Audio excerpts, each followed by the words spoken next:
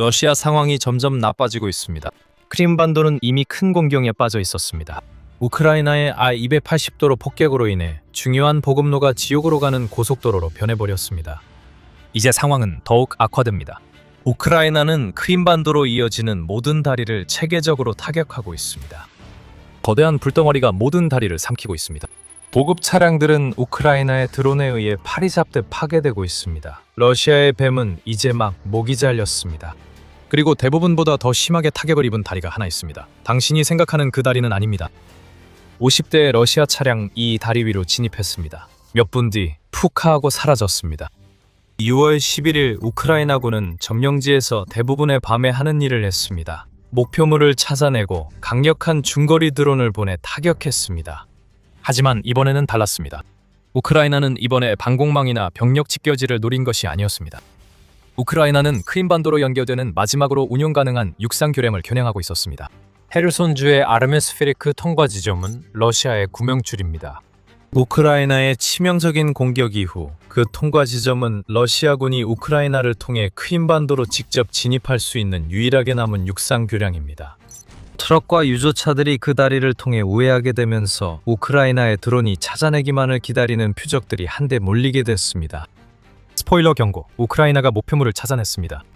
6월 11일 밤, 우크라이나는 아르프니엡스로틀 통로 전역에 치명적인 드론 폭풍을 퍼부었습니다. 우크라이나군 제1 독립강습연대가 주도한 이번 공격은 러시아 크림반도 마지막 육상교량 손상 이상의 성과를 거뒀습니다. 이 공격으로 교차로를 이용하려던 차량이 모두 마비됐습니다. 먼지가 가라앉고 연기가 거친 후 피해 규모가 집계되었습니다. 러시아의 보급 차량 약 50대가 몇 분 만에 파괴되었습니다. 단 한 번의 야간 공격으로 그 차량들은 러시아가 남겨둔 유일한 크림반도 다리 위에서 불타고 있었습니다. 러시아는 이런 일이 일어날 것을 예상했어야 했습니다. 푸틴의 앞잡이들은 아마 무슨 일이 일어날지 정확히 알았을 것입니다. 문제는 우크라이나가 선택지를 주지 않았다는 점이었습니다. 그렇게 많은 보급 트럭들이 처음부터 아르메스크 통로를 이용했던 유일한 이유는 며칠 전 우크라이나가 헤르손주의 또 다른 다리에 했던 일 때문이었습니다. 러시아는 트럭을 우회시키거나 크림반도를 지원할 수 없는 헤르손에 남길 수밖에 없었습니다. 푸틴은 트럭들을 그냥 둘 수 없었고 이제 그렇게 했길 바랄지도 모릅니다. 그는 우크라이나가 만든 딜레마에 빠졌습니다. 크림반도에 보급해야 하지만 모든 트럭이 한 경로로 이동해 우크라이나 드론의 공격 위험이 큽니다. 함정은 이미 쳐져 있었고 우크라이나가 능숙히 작동시켰습니다.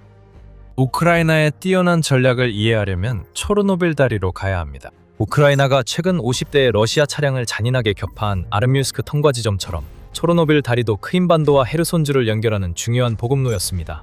정정하자면 그것은 가장 중요한 보급로였습니다. 6월에 연속된 공격들이 피해를 남겼습니다. 이제 제1독립돌격연대장 디미트로 필라토프에 따르면 체르노빌 다리는 더 이상 존재하지 않습니다. 우크라이나의 다리 공격으로 큰 피해가 발생해 체르노빌 다리는 민간 차량과 군용 차량 모두 통행할 수 없게 됐습니다. 현장의 위성 사진이 모든 것을 보여줍니다. 전후 사진을 보면 치명적 피해가 무엇인지 알 수 있습니다. 이전엔 다리가 있었지만 이후엔 완전히 없어졌습니다. 우크라이나가 거리낌 없이 감행한 드론 공격으로 인해 사라진 것입니다. 러시아는 이미 다리를 대체하기 위해 임시 부교를 설치했습니다. 하지만 그건 효과가 없을 겁니다. 우크라이나가 언제든지 부교를 타격할 수 있고 그 부교는 헤르손을 통해 크림반도에 보급하는 데 필요한 교통량을 감당하기엔 규모가 턱없이 작습니다. 체르노빌 다리가 손상된 후 적군은 군수품을 실은 다수의 트럭을 아르미퓨절 경로에 집중시켰다고 필라토프는 밝혔습니다. 그리고 이것이 우크라이나가 최근 50대 차량을 무력화시킨 다리 이야기로 이어집니다. 필라토프는 작전 지도자 중 한 명으로 우크라이나가 결정 후 얼마나 빠르게 공격을 실행할 수 있는지에 대해 흥미로운 통찰을 제공했습니다. 결정 후 공격까지 6시간밖에 걸리지 않았습니다.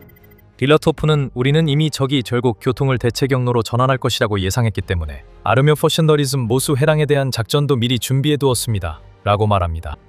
우크라이나가 러시아를 진퇴양난에 몰아넣었다고 말씀드렸죠?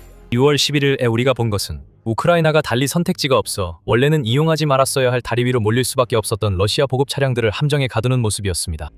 하지만 우크라이나의 함정이 완전히 닫히려면 체르노빌 다리 파괴만으로는 부족했습니다. 필라토프는 마리우폴과 부자스크로 가는 도로에 대한 공격을 수행한 다른 부대들의 노고 덕분에 이제 50대의 러시아 보급 차량이 아르메스크 통과 지점에서 불타고 있다고 지적합니다. 여기서 우리가 보는 것은 치명적인 협동작전, 즉 여러 목표를 동시에 타격하여 러시아가 방어를 분산시킬 수밖에 없게 만들고 결국 감당할 수 없게 만드는 능력입니다. 빌라토프와 부대는 기만 작전을 활용해 드론으로 피해를 입혔습니다. 반세기 동안의 공격으로 크림반도는 더욱 고립되었습니다. 우크라이나는 공식적으로 이번 공격을 확인했고 드론이 어떤 일을 했는지 보여주는 영상도 공개됐습니다. 계속해서 공격 드론이 목표물로 내려가는 장면을 직접 촬영한 영상을 볼 수 있습니다. 다리들이 공격을 받습니다. 차량들이 불탄 채로 남겨집니다. 이러한 공격은 정밀하게 진행되고 있으며 푸틴이 더 우려하는 것은 거의 방어되지 않은 주요 목표를 대상으로 한다는 점입니다. 러시아가 더 우려하는 점은 이것이 일회성이 아니라는 것입니다. 우크라이나는 러시아의 물류를 겨냥한 명확한 작전을 펼치고 있으며 보급 차량과 유조차를 파괴하면서 매일 기록을 경신하고 있습니다. 5월 29일은 우크라이나의 작전이 본격적으로 시작된 날로 보였는데 우크라이나는 단 하루 만에 러시아의 보급 차량 483대를 파괴하며 당시 우크라이나 전쟁에서 하루 최다 기록을 세웠습니다. 그 이후로 러시아의 차량 손실은 사실상 매일 수백 대에 달하고 있습니다. 2월 14일은 좋은 예시인데 UATV 보도에 따르면 우크라이나의 드론에 의해 러시아 차량과 유조차 401대가 불타는 채로 남겨졌습니다. 크림반도로 이어지는 모든 육로에는 불덩이가 여기저기서 터지고 있고 이것이 2014년에 우크라이나로부터 빼앗은 이 반도를 푸틴이 계속 장악하려는 시도에 치명적인 영향을 미치고 있습니다. 한 경로에서 50대 차량이 파괴된 것은 인상적이나 이는 수천 대 러시아 차량을 무력화시킨 몇 주간 작전의 일부에 불과합니다. 방금 아르미아스크 통과로에서 본 것은 러시아가 물류 이동 경로 변경의 대가를 치르는 모습입니다. 하지만 그게 다가 아닙니다. 푸틴의 진짜 문제는 이것입니다. 우크라이나는 체르노빌 다리만 파괴한 것이 아니라 그 결과 처음부터 아르마스크 교차로를 쓸 수밖에 없었습니다. 러시아의 크림반도로 가는 육로 4곳이 파괴됐고 이 모든 일이 단 하룻밤 사이에 일어났습니다. 푸틴에게 치명적인 점은 이번 일을 자랑한 쪽이 우크라이나가 아니라는 것입니다. 헤르손 어딘가에 숨어있는 인물은 블라디미르 살도인데 그는 러시아가 점령지에 세운 괴뢰 정부의 수장입니다. 그는 우크라이나가 다음에 무엇을 할지 두려움에 떨면서 텔레그램을 통해 우크라이나의 러시아 보급로 공격이 얼마나 광범위한지 드러냈습니다. 살도는 소셜미디어 플랫폼에서 어젯밤 적군이 프리브리젠카와 미르노 근처의 부크림 우나위 다리, 페라코프 아르면 시인 고속도로의 도로다리, 그리고 스타부키 마을 근처의 다리를 공격했다고 말하며 우크라이나 작전의 전면적인 규모를 드러냈습니다. 그는 우크라이나 성과를 깎아내리려는 러시아의 터무니없는 주장에 빠졌습니다. 그는 약간 피해가 있다고 주장합니다. 팔도 불타는 차량 50대 완전히 파괴된 체르노빌 다리, 그리고 러시아의 보급 트럭이 우크라이나의 드론 공격 없이 크림반도로 갈 수 있는 길이 없다는 사실은 단순한 피해 그 이상입니다. 헤르손 그레 주지사는 6월 11일 러시아 방공망이 우크라이나의 공격 드론 45대를 격추했다고 주장했습니다. 방공망이 몇 대의 드론을 놓쳤는지는 언급되지 않았습니다.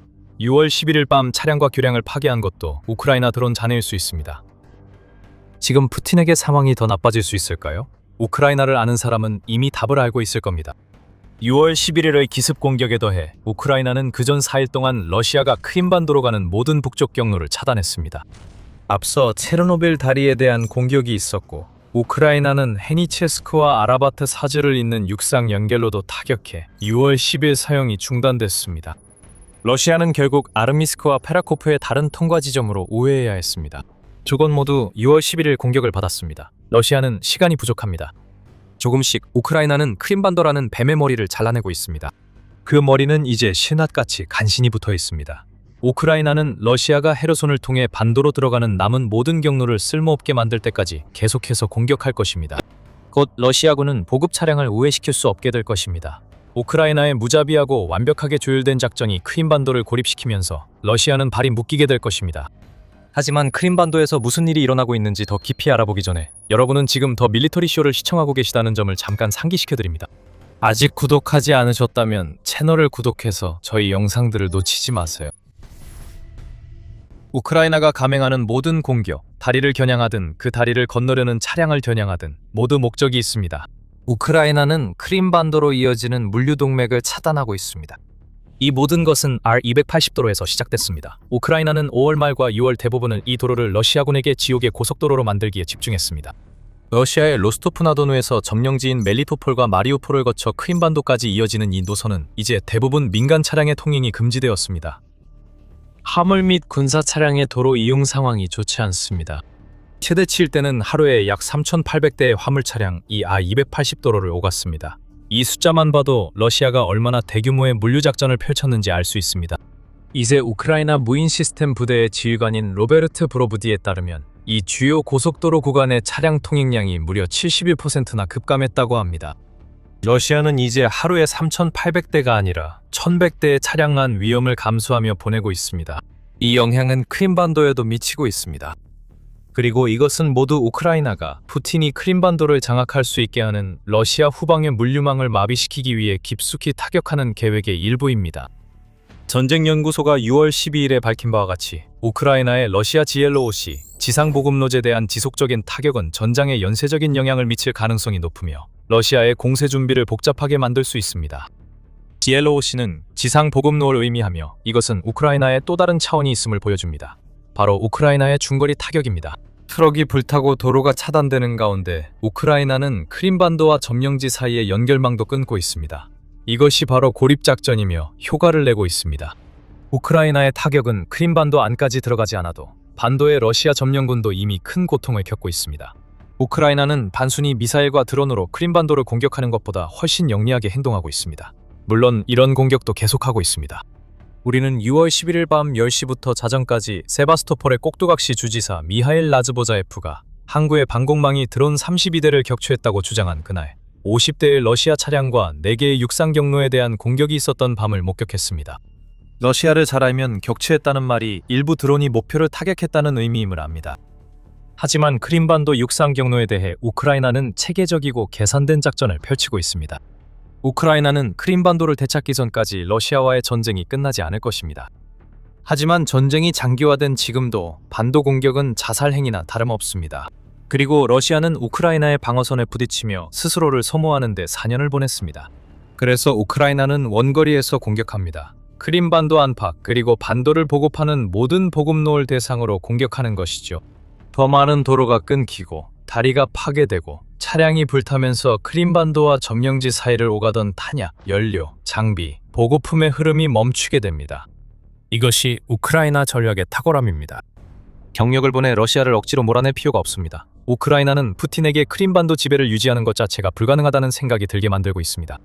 그리고 지금 우크라이나의 중거리 타격으로 인한 고통이 확산되면서 러시아의 크림반도 장악력은 처음 점령한 뒤로 가장 약해졌습니다. 우크라이나는 미국산 호넷 등 사거리 약 150km의 중거리 드론을 이용해 물류 봉쇄를 만들어냈습니다. 이 드론들은 러시아 보급로를 지속적으로 탐색 타격하며 언제든 목표를 제거할 준비가 되어 있습니다. 모리건과 같은 다른 드론들도 등장하기 시작했는데 이 드론은 활주로 없이도 일으켜 할 수 있어 우크라이나가 기회를 더 빠르게 포착할 수 있게 해주고 드론 조종사들의 위험도 줄여줍니다. 우리는 R-280도로에서 러시아 군사 차량 이동이 거의 멈춘 것을 목격했습니다. 하지만 우크라이나 중거리 드론은 루안스크 등 다른 점령지에서도 문제를 일으킵니다.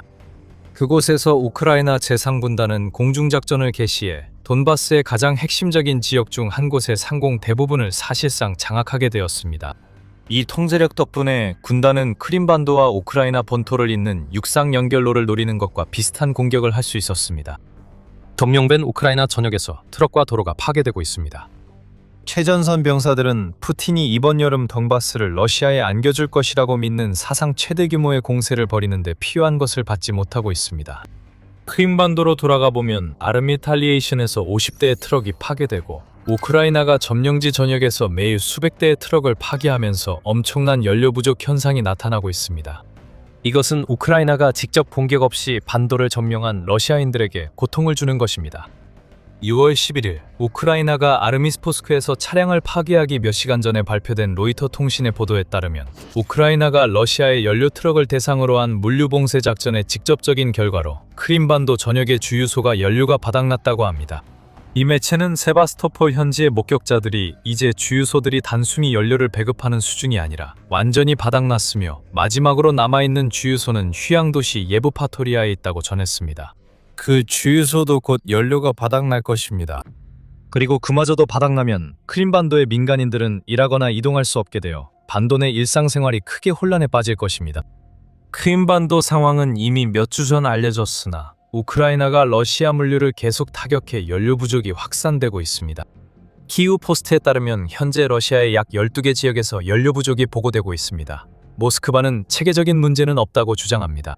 하지만 실제로는 문제가 있습니다. 우크라이나가 점령지에서 트럭을 파괴해 러시아 연료 공급에 타격을 주고 있습니다. BBC는 6월 8일 러시아의 연료 위기가 심화되고 있다고 보도했으며 크림반도의 현지인들은 푸틴이 결코 원하지 않는 행동, 즉 우크라이나가 입히는 피해에 대해 목소리를 내기 시작했습니다. 이제 걸어서 출근합니다. 운전보다 덜 편리하지만 큰 문제는 아닙니다. 이제 말만 사면 되겠네요 라고 BBC는 심페로폴시의 한 주민이 농담조로 말했다고 보도했습니다. 축하합니다, 푸틴. 이제 당신의 국민들은 중세시대의 교통수단을 꿈꾸게 되었군요. 크림반도의 주요 수입원조차 기대만큼 수익을 내지 못하고 있습니다. 반도를 찾는 관광객이 줄어들고 있는데 그 가장 큰 이유 중 하나는 여행객들이 크림에 도착한 후에 제대로 이동할 수 있을지 확신하지 못하기 때문입니다. 6월 11일 보도에서 노바야 가제타는 크림 여행 예약 2건마다 10건의 취소가 발생하고 있다고 밝혔습니다. 호텔 예약은 3분의 1이나 줄었고 취소율은 79%나 증가했습니다. 매년 사람들을 크림반도로 실어 나르던 자동차, 버스, 기차들이 더 이상 제대로 운행할 거라 믿을 수 없게 되자 러시아 관광객들은 대거 반도를 떠나고 있습니다. 왜 그게 중요할까요? 크림반도의 여름 관광은 푸틴이 그 반도에 대해 퍼뜨리려는 서사의 핵심이기 때문입니다. 민간인들이 해안과 따뜻한 날씨를 즐기기 위해 크림반도로 몰려들면 러시아는 크림반도가 정상화됐고 완전히 통제하고 있어 자국민이 안전하게 머물 수 있다고 주장할 수 있습니다. 이는 우크라이나와 4년 넘게 전쟁 중임에도 마찬가지입니다. 선전기계가 돌아가면서 환상이 만들어집니다. 하지만 관광객들이 크림반도 여행 계획을 포기하면서 그 환상은 산산이 깨집니다.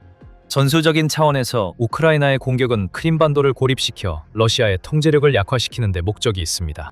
하지만 이런 선전 승리가 오히려 의미를 더 분명히 전달합니다.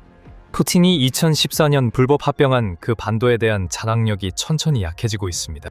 또한 러시아 국영 TV에서도 그 통제력 상실이 드러나는 것을 볼 수 있습니다. 키우 포스트에 따르면 러시아 국영 TV의 친크렘린 선전가들은 이제 크림반도의 상황을 언급하지 않을 수 없게 되었습니다. 블라디미르 솔리오프는 푸틴의 대표적 지지자로 생방송에서 우크라이나가 크림반도로 가는 러시아 물류를 적극 차단 중이라고 밝혔습니다. 솔로비오프는 패닉에 빠져 있습니다. 그는 크림반도에 대규모 상륙작전이 벌어질 수 있으며 이것이 러시아 전체 체제에 치명적인 충격을 줄 수 있다고 믿고 있습니다. 그 상륙작전의 실제 여부는 중요하지 않습니다. 중요한 것은 선전을 좀 먹는 공포입니다. 푸틴이 이제 받아들여야 할 것은 오랫동안 전리품처럼 자랑해온 그 반도가 이제 그의 목을 조르는 올가미로 변했다는 사실입니다. 우크라이나가 다리를 파괴하거나 크림반도로 향하는 보급 차량을 공격할 때마다 그 올가미는 더욱 조여집니다. 이제 푸틴은 불가능한 선택을 해야 합니다. 그는 올가미에 머리를 넣은 채로 질식할 것인가요? 점령된 크림반도를 지원하는 보급선들처럼요? 아니면 머리를 빼내고 반도에 대한 통제권을 포기할 것인가요? 푸틴은 빠르게 결정을 내려야 합니다. 우크라이나는 러시아군을 철수시키기 위해 크림반도를 고립시키는 전략을 계속하면서 중거리 타격을 멈추지 않을 것입니다. 확실한 건 크림반도의 150만 점령자들이 지금 선택을 후회하고 있다는 점입니다. 우크라이나가 승리로 나아가고 있다는 의견이 서방 관리, 분석가, 언론, 그리고 우크라이나 관리들 사이에서 많아지고 있습니다. 우크라이나 전쟁이 5번째 여름을 맞으며 많은 전문가들은 우크라이나가 주도권을 잡고 승리를 거두고 있다고 점점 더 확신하고 있습니다. 미국 국방매체 디펜스원의 과학기술 편집자인 패트릭 터커의 말에 따르면 우크라이나는 러시아와의 고된 전쟁에서 단순히 살아남고 있는 것이 아닙니다. 어떤 면에서는 오히려 약진하고 있으며 심지어 승리로 가는 길에 있을 수도 있습니다. 하지만 정말 그럴까요? 지난 몇 년간 우크라이나 전망에 대해 낙관론이 있었지만 그것이 시기상조였음을 확인했습니다. 예를 들어 2022년 하르키우주에서 우크라이나의 반격이 있었을 때만 2023년 자포리자와 헤르손주에서 반격이 시작됐을 때도 마찬가지였습니다. 2024년 러시아의 쿠르스크 지역에 우크라이나가 침투했을 때도 그랬고 2025년 여름 우크라이나가 에너지 인프라를 타격해 러시아 내에 연료 위기가 발생했을 때도 마찬가지였습니다. 이러한 모든 경우에서 우크라이나의 우위는 일시적인 것으로 드러났습니다. 그리고 2023년 반격과 쿠르스크 침공의 경우 결국 큰 패배로 이어졌습니다. 하지만 이번에는 다를 수도 있습니다. 우크라이나는 최근 몇 달간 탄돈을 올리며 매우 첨단적인 무기를 투입해 러시아 대통령 푸틴에게 전쟁은 끝났고 자신에게 유리하지 않다는 것을 알릴 수 있습니다. 우리는 정말 충격적인 것, 바로 인간형 전투 로봇에 대해 이야기하고 있습니다. 이제 드론이 전장에 큰 영향을 준다는 것을 알고 있습니다. 우크라이나 군대는 러시아 내에서 중장거리 미사일과 드론 공격의 수와 범위를 극적으로 늘렸습니다. 첨단 신형 무기가 계속 전장에 투입되고 있으며 앞으로도 더 도입될 예정입니다. 이 결과는 우크라이나 전망에 대한 신뢰를 정당화하는 것으로 보입니다. 우크라이나는 이제 매일 러시아의 핵심 군사 및 에너지 인프라와 주요 물류 경로를 타격하고 있습니다. 코넷과 같은 중거리 타격 드론의 새로운 라인업 덕분에 노보로시아 고속도로는 이제 죽음의 도로로 변했습니다. 이 고속도로는 점령된 크림반도를 헤르손, 자포리자, 도네츠크, 루안스크 등 점령지들을 거쳐 러시아 본토와 연결하는 주요 동맥입니다. 우크라이나의 공격으로 인해 도로를 따라 수십 대의 러시아 군용 차량, 유조차, 기타 차량들이 불타버렸고 주유소와 철도 인프라, 다리들도 파괴되었습니다. 그 결과 크림반도는 현재 심각한 연료 위기를 겪고 있습니다. 주민들은 하루에 20리터의 연료만 사용할 수 있도록 제한되었고 크림반도 주민들이 귀중한 연료를 얻기 위해 애쓰면서 긴 줄이 형성되고 있습니다. 당국은 또한 이 반도의 중요한 수입원인 여름 관광 시즌이 완전히 붕괴될 것으로 예측하고 있습니다. 하지만 이는 더 극적인 일의 시작일 수도 있습니다. 러시아와 우크라이나 양측 모두에서 이러한 사건들이 러시아에 대한 단순한 경제적 타격과 평판 실추이 아니라는 추측이 커지고 있습니다. 점점 더 많은 분석가들이 이제 이 사건들이 우크라이나가 병력을 이 반도에 상륙시켜 그 일부 또는 전부를 점령하려는 대담한 시도를 위한 사전 정지 작업일 가능성이 높다고 믿고 있습니다. 동시에 우크라이나의 장거리 드론과 미사일이 러시아 깊숙한 곳까지 점점 더 자주 도달해 중요한 목표물을 타격하고 있다는 것은 부인할 수 없는 사실입니다. 정유소와 저장시설, 주요 군수산업 생산시설, 그리고 상징적인 문화센터들까지 모두 공격을 받고 있습니다. 이러한 공격이 점점 더 대담해지고 있다는 사실은 최근 러시아에서 두 번째로 중요한 도시인 상트페테르부르크에서 생생하게 드러났습니다. 러시아의 최고 경제 행사이자 많은 사람들이 러시아의 다보스라고 부르는 상트페테르부르크 국제경제포럼 기간 동안 우크라이나는 수십 대의 드론으로 이 도시에 공격을 가했습니다. 보이키라는 이름의 러시아 초계함이 크론슈타트 섬 항구의 드라이도크에서 공격을 받아 화재가 발생했고 상당한 피해가 있었던 것으로 보입니다. 상트페테르부르크 석유 터미널은 러시아 북서부에서 가장 큰 석유 환적 단지 중 하나인데 이곳에서도 화재가 발생했습니다. 러시아 당국은 격추된 적군 드론의 잔해로 인해 대형 화재가 발생했으며 이로 인해 소방관 2명이 목숨을 잃었다고 주장했습니다. 연기 기둥이 회의장에서도 보였고 이로 인해 일부 우크라이나와 서방 관측자들은 이번 공격이 회의를 방해했다고 주장했습니다. 하지만 행사장에서는 어떤 방해의 증거도 보이지 않았습니다. 대피소로 달려가는 사람도 없었고 공황 상태도 없었으며 세션이 지연되는 일도 전혀 없었습니다.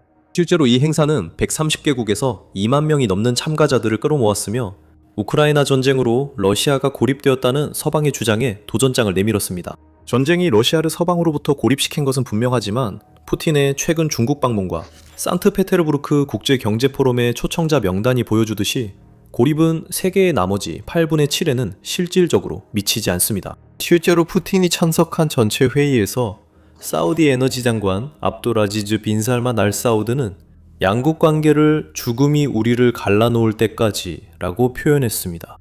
그래도 터커가 쓴 것처럼 러시아 영토 깊숙한 곳의 석유 인프라도 더 이상 안전하지 않아서 키이우가 모스크바의 수출 수입에 대해 영향력을 갖게 되었습니다.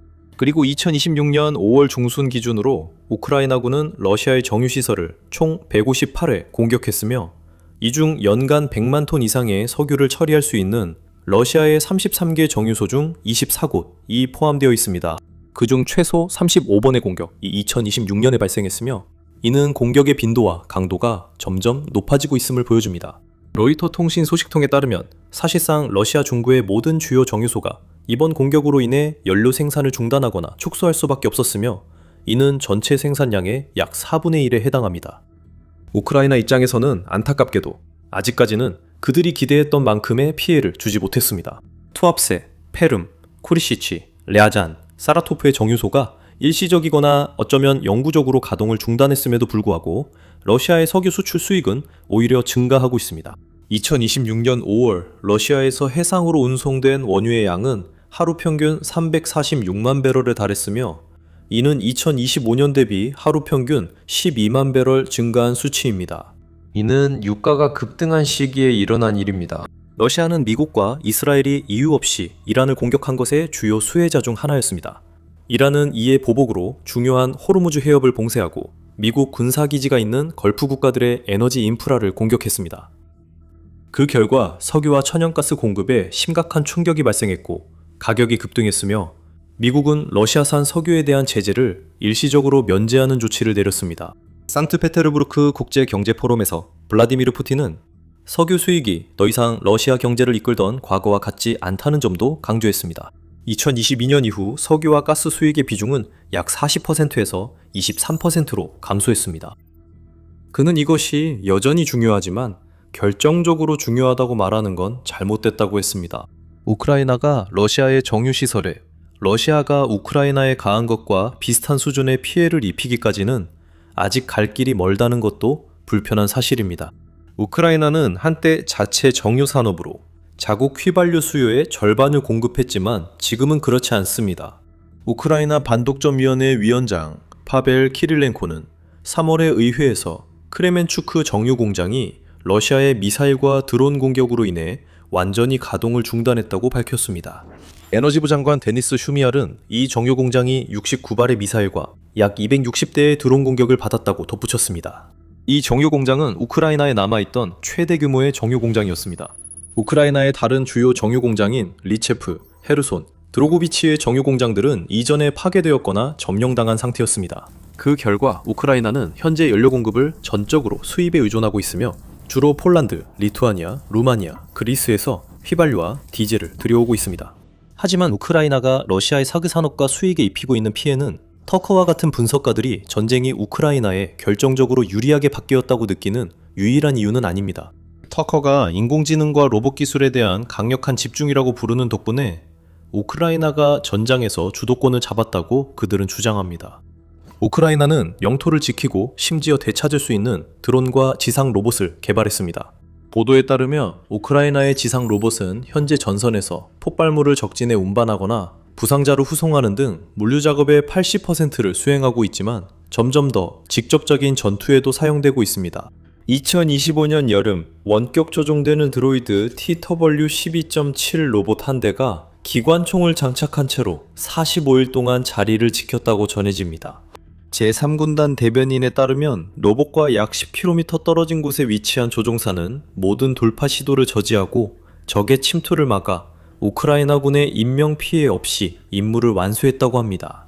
하지만 인간형 전투로봇 등장으로 이 모든 것이 한두 단계 더 발전하고 있습니다. 2026년 2월 팬텀 MK1 인간형 로봇 2대가 시험을 위해 우크라이나로 이송된 것으로 알려졌습니다. 이 로봇들은 주로 위험지역에서의 물류 및 보급 임무를 위해 시험되었으며 interestingengineering.com에 따르면 이 기술의 가능성과 현재의 한계점 모두를 보여주었습니다. 이 시험은 전선 지원 역할에서 해당 플랫폼의 잠재력을 성공적으로 입증한 것으로 전해졌습니다. 하지만 팬텀 MK1은 아직 전장용 슈퍼솔저와는 거리가 멀며 약 20kg 정도의 제한된 적재 용량, 방수 기능 부재, 그리고 대규모 작전 운용에 충분하지 않은 배터리 지속 시간을 가지고 있습니다. 팬텀의 미국 제조사인 파운데이션은 이러한 단점을 개선한 팬텀2를 개발할 계획이며 이 제품은 2026년 후반에 우크라이나로 보내질 예정입니다. 업그레이드된 모델은 초인적인 능력을 갖추고 팬텀 MK1의 2배에 달하는 적재 용량을 가질 것으로 전해졌습니다. 개발자들은 모든 로봇 시스템에서 유사한 문제에 직면하지만 이는 계속 해결되고 있습니다. 하지만 로봇과 함께 우크라이나가 전장과 하늘에서 우위를 점할 수 있게 해주는 또 다른 핵심 기술이 있습니다. 바로 인공지능입니다. 우크라이나군의 인공지능 활용은 2026년에 실험적 시도에서 핵심 작전 능력으로 발전했습니다. 특히 지휘 및 통제, 자율 표적 지정, 그리고 군집 조정에서 두드러집니다. 점점 더 많은 무인 시스템이 최소한 일부 측면에서 수십 가지 인공지능 제품에 의해 제어되고 있습니다. 이는 공중 드론의 유도 장치부터 최고 수준의 의사결정 지원 도구에 이르기까지 다양합니다. 가장 두드러진 예는 펠렌티어 소프트웨어 제품군, 특히 프리즈마 플랫폼입니다. 이 플랫폼은 우크라이나 정보총국과 다른 타격 부대에 배치되었습니다. 프리즈마는 수천 대의 드론, 레이더 요격 정보, 위성 영상을 실시간으로 통합하여 하나의 작전 상황도로 만들어줍니다. 이를 통해 운용자들과 분산된 벙커들이 대규모 드론 공격을 동시에 조율할 수 있습니다. 이 시스템의 알고리즘은 이전 공격 파동의 요격 지점, 레이더 커버리지 구역, 방공 밀집도를 분석하여 최적의 비행 경로를 실시간으로 계산합니다. 이 시스템은 임무마다 스스로 학습하며 인간이 놓칠 수 있는 러시아 방어망의 빈틈을 통해 드론 경로를 동적으로 지정합니다. 이 시스템은 우크라이나의 장거리 타격 효과 향상에 중요한 역할을 했습니다. 또 다른 대표적인 예는 TFL-1 모듈입니다. 이 모듈은 인간이 목표를 선택한 후 자폭 드론이 자율적으로 작동할 수 있게 해주어 드론이 제밍이나 기타 방어 체계에 취약해지는 것을 줄여줍니다. 우크라이나 기업 더 포슬러 TFL-1이 드론 명중 확률을 4배 높인다고 밝혔습니다. 우크라이나와 그 파트너들은 러시아 드론에 맞서기 위한 고도의 자율방어 개념 개발도 빠르게 진행하고 있습니다. 이들은 ISR 센서와 인공지능을 결합해 적 드론을 더 짧은 시간 안에 더 확실하게 탐지하고 식별할 수 있도록 하고 있습니다. 우크라이나 국가안보 국방위원회 부서기장 다비드 알로얀에 따르면 모든 시스템이 서로 연결되고 있다고 합니다. 그리고 사람들과 함께 분산 네트워크를 구축하여 필요할 때 활성화될 수 있는 요격 드론들을 여러 위치에 배치하고 있습니다. 언젠가는 요격 승인을 담당하는 10명 정도의 사람만 남게 되고 요격 드론이 자동으로 바로 목표물로 향하게 될 것입니다. 인간 운영자들도 분산될 것입니다. 모든 것은 키이우, 리비우, 그리고 다른 나라의 도시들에서도 통제할 수 있다고 그는 말했습니다. 이제 여기 군사쇼에서는 우리는 진부한 헤드라인이나 이야기를 그냥 반복하지 않습니다. 우리는 여러분이 정확히 무슨 일이 일어나고 있는지, 그리고 왜 중요한지 이해할 수 있도록 필요한 세부 정보를 제공합니다. 그러니 채널을 구독해서 절대 놓치지 마세요. 이제 우크라이나가 자율전쟁을 중심으로 교리, 획득, 보급 시스템을 재구축하려는 의지와 능력은 단순히 더 느리게 움직이는 러시아 군대에 비해 우위를 제공한 것만이 아닙니다. 이것은 또한 우크라이나가 직면한 두 가지 가장 중요한 문제 중 하나인 전선에서 점점 더 심각해지는 인력 부족 문제에 대응하는 데도 도움이 됩니다. 러시아는 전선의 구역에 따라 1.5대 1에서 5대 1까지의 우위를 점하고 있는 것으로 추정됩니다. 게다가 러시아는 여전히 높은 급여와 기타 혜택을 바탕으로 수십만 명의 신병을 모집할 수 있습니다. 반면 우크라이나는 손실을 보충하기 위해 이른바 버스 태우기로 불리는 강제 징집이라는 가혹한 프로그램을 시행할 수밖에 없었습니다. 우크라이나 징집 담당관인 TCC가 남성들을 폭력적으로 버스에 태워 전선으로 보내는 영상이 수백 건 계속해서 공개되고 있습니다. 우크라이나 옴부즈맨 드미트로 루비네츠가 공개한 참혹한 영상에는 이 남성들이 도망을 막기 위해 징집소 계단참 침대에 수갑이 채워진 채 묶여있는 모습이 담겨 있습니다. 드미트로 루비네츠에 따르면 동원 과정에서 시민의 권리가 침해됐다는 옴부즈맨에게 접수된 민원이 2022년에 비해 333배 증가했다고 합니다. 이 문제는 정부와 국민 사이에서 심각해지고 있습니다.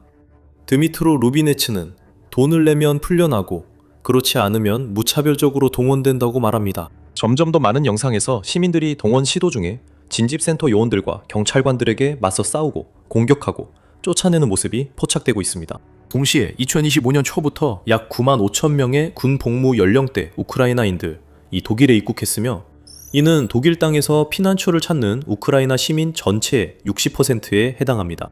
설상가상으로 1월에 새로 임명된 우크라이나 국방장관 미하일로 페도로프는 약 200만 명의 우크라이나인이 징집을 회피하고 있으며 약 20만 명의 우크라이나 군인이 허가 없이 자리를 이탈했다고 밝혔습니다. 우크라이나는 후원국들로부터 징집 연령을 25세에서 18세로 낮추라는 압박을 점점 더 많이 받고 있습니다.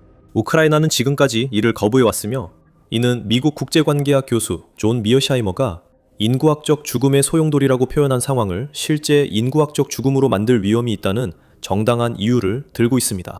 대신 우크라이나는 폴란드와 독일과 같은 국가들의 군 복무 연령대의 난민들을 징집을 위해 우크라이나로 돌려보내라고 압박을 강화하고 있습니다.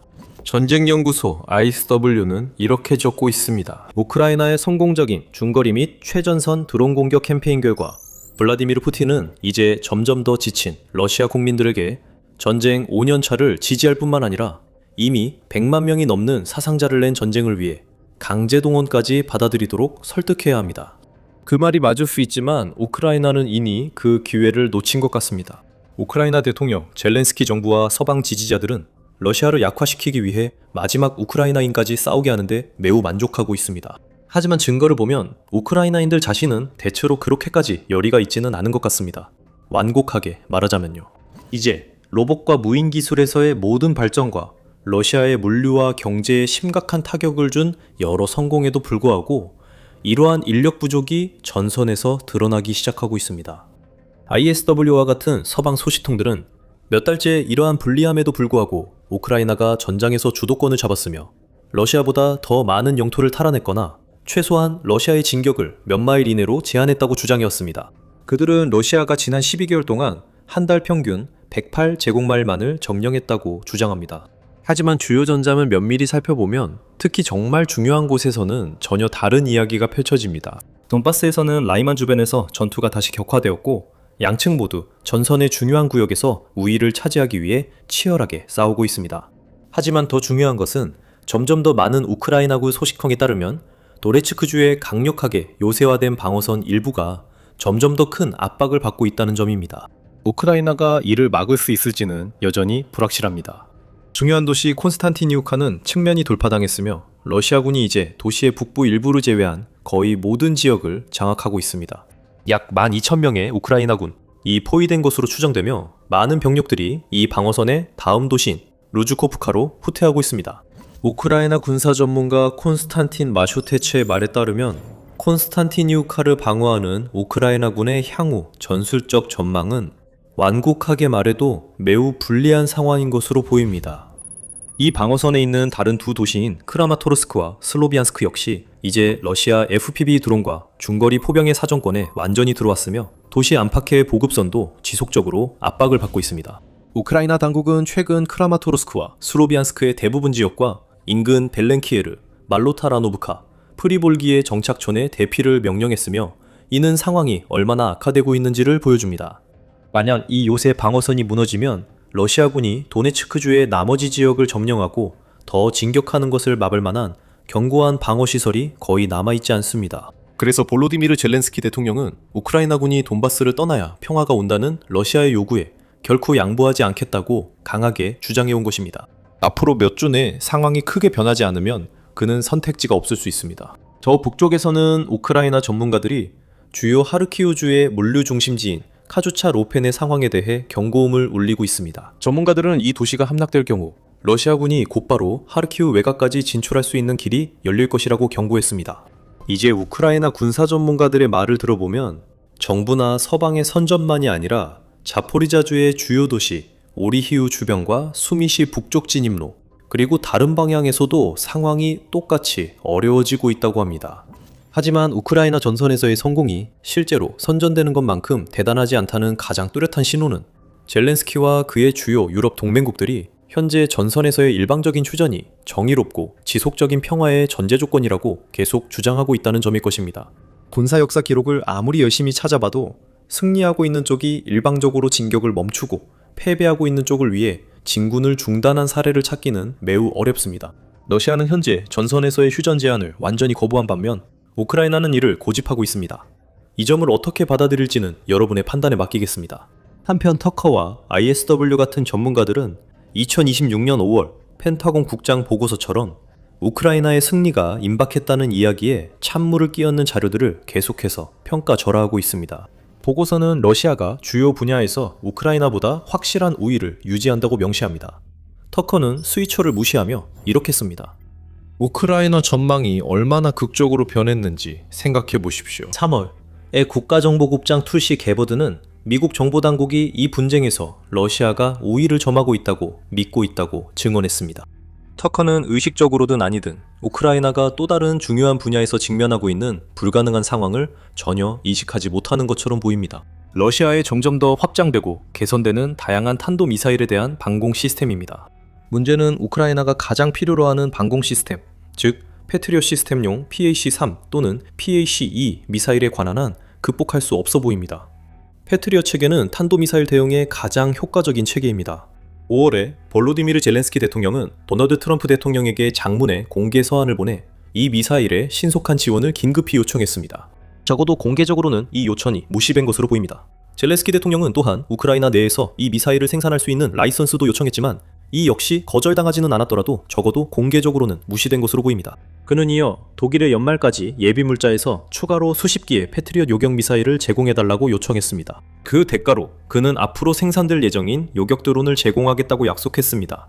답변은 7월에 나올 것으로 예상됩니다. 젤렌스키에게 문제는 우크라이나 전쟁, 그리고 더 중요한 것은 미국의 이란과의 전투로 인해 이 미사일들이 만성적으로 부족하다는 점이며 그 격차를 메울 생산 능력 자체가 없다는 것입니다. 러시아는 한 달에 최대 113개의 탄도미사일, 공중발사 탄도미사일, 극초홍속 미사일을 생산하는 것으로 추정됩니다. 한편 앞으로 몇 년 동안 생산량을 대폭 늘릴 계획을 발표했지만 록히드 마틴은 현재 한 달에 약 52개의 PAC-3 MSE 요격 미사일만 생산하고 있습니다. 모든 미사일이 우크라이나에 전달돼도 여전히 부족합니다. 우크라이나에는 이 미사일들이 꼭 필요합니다.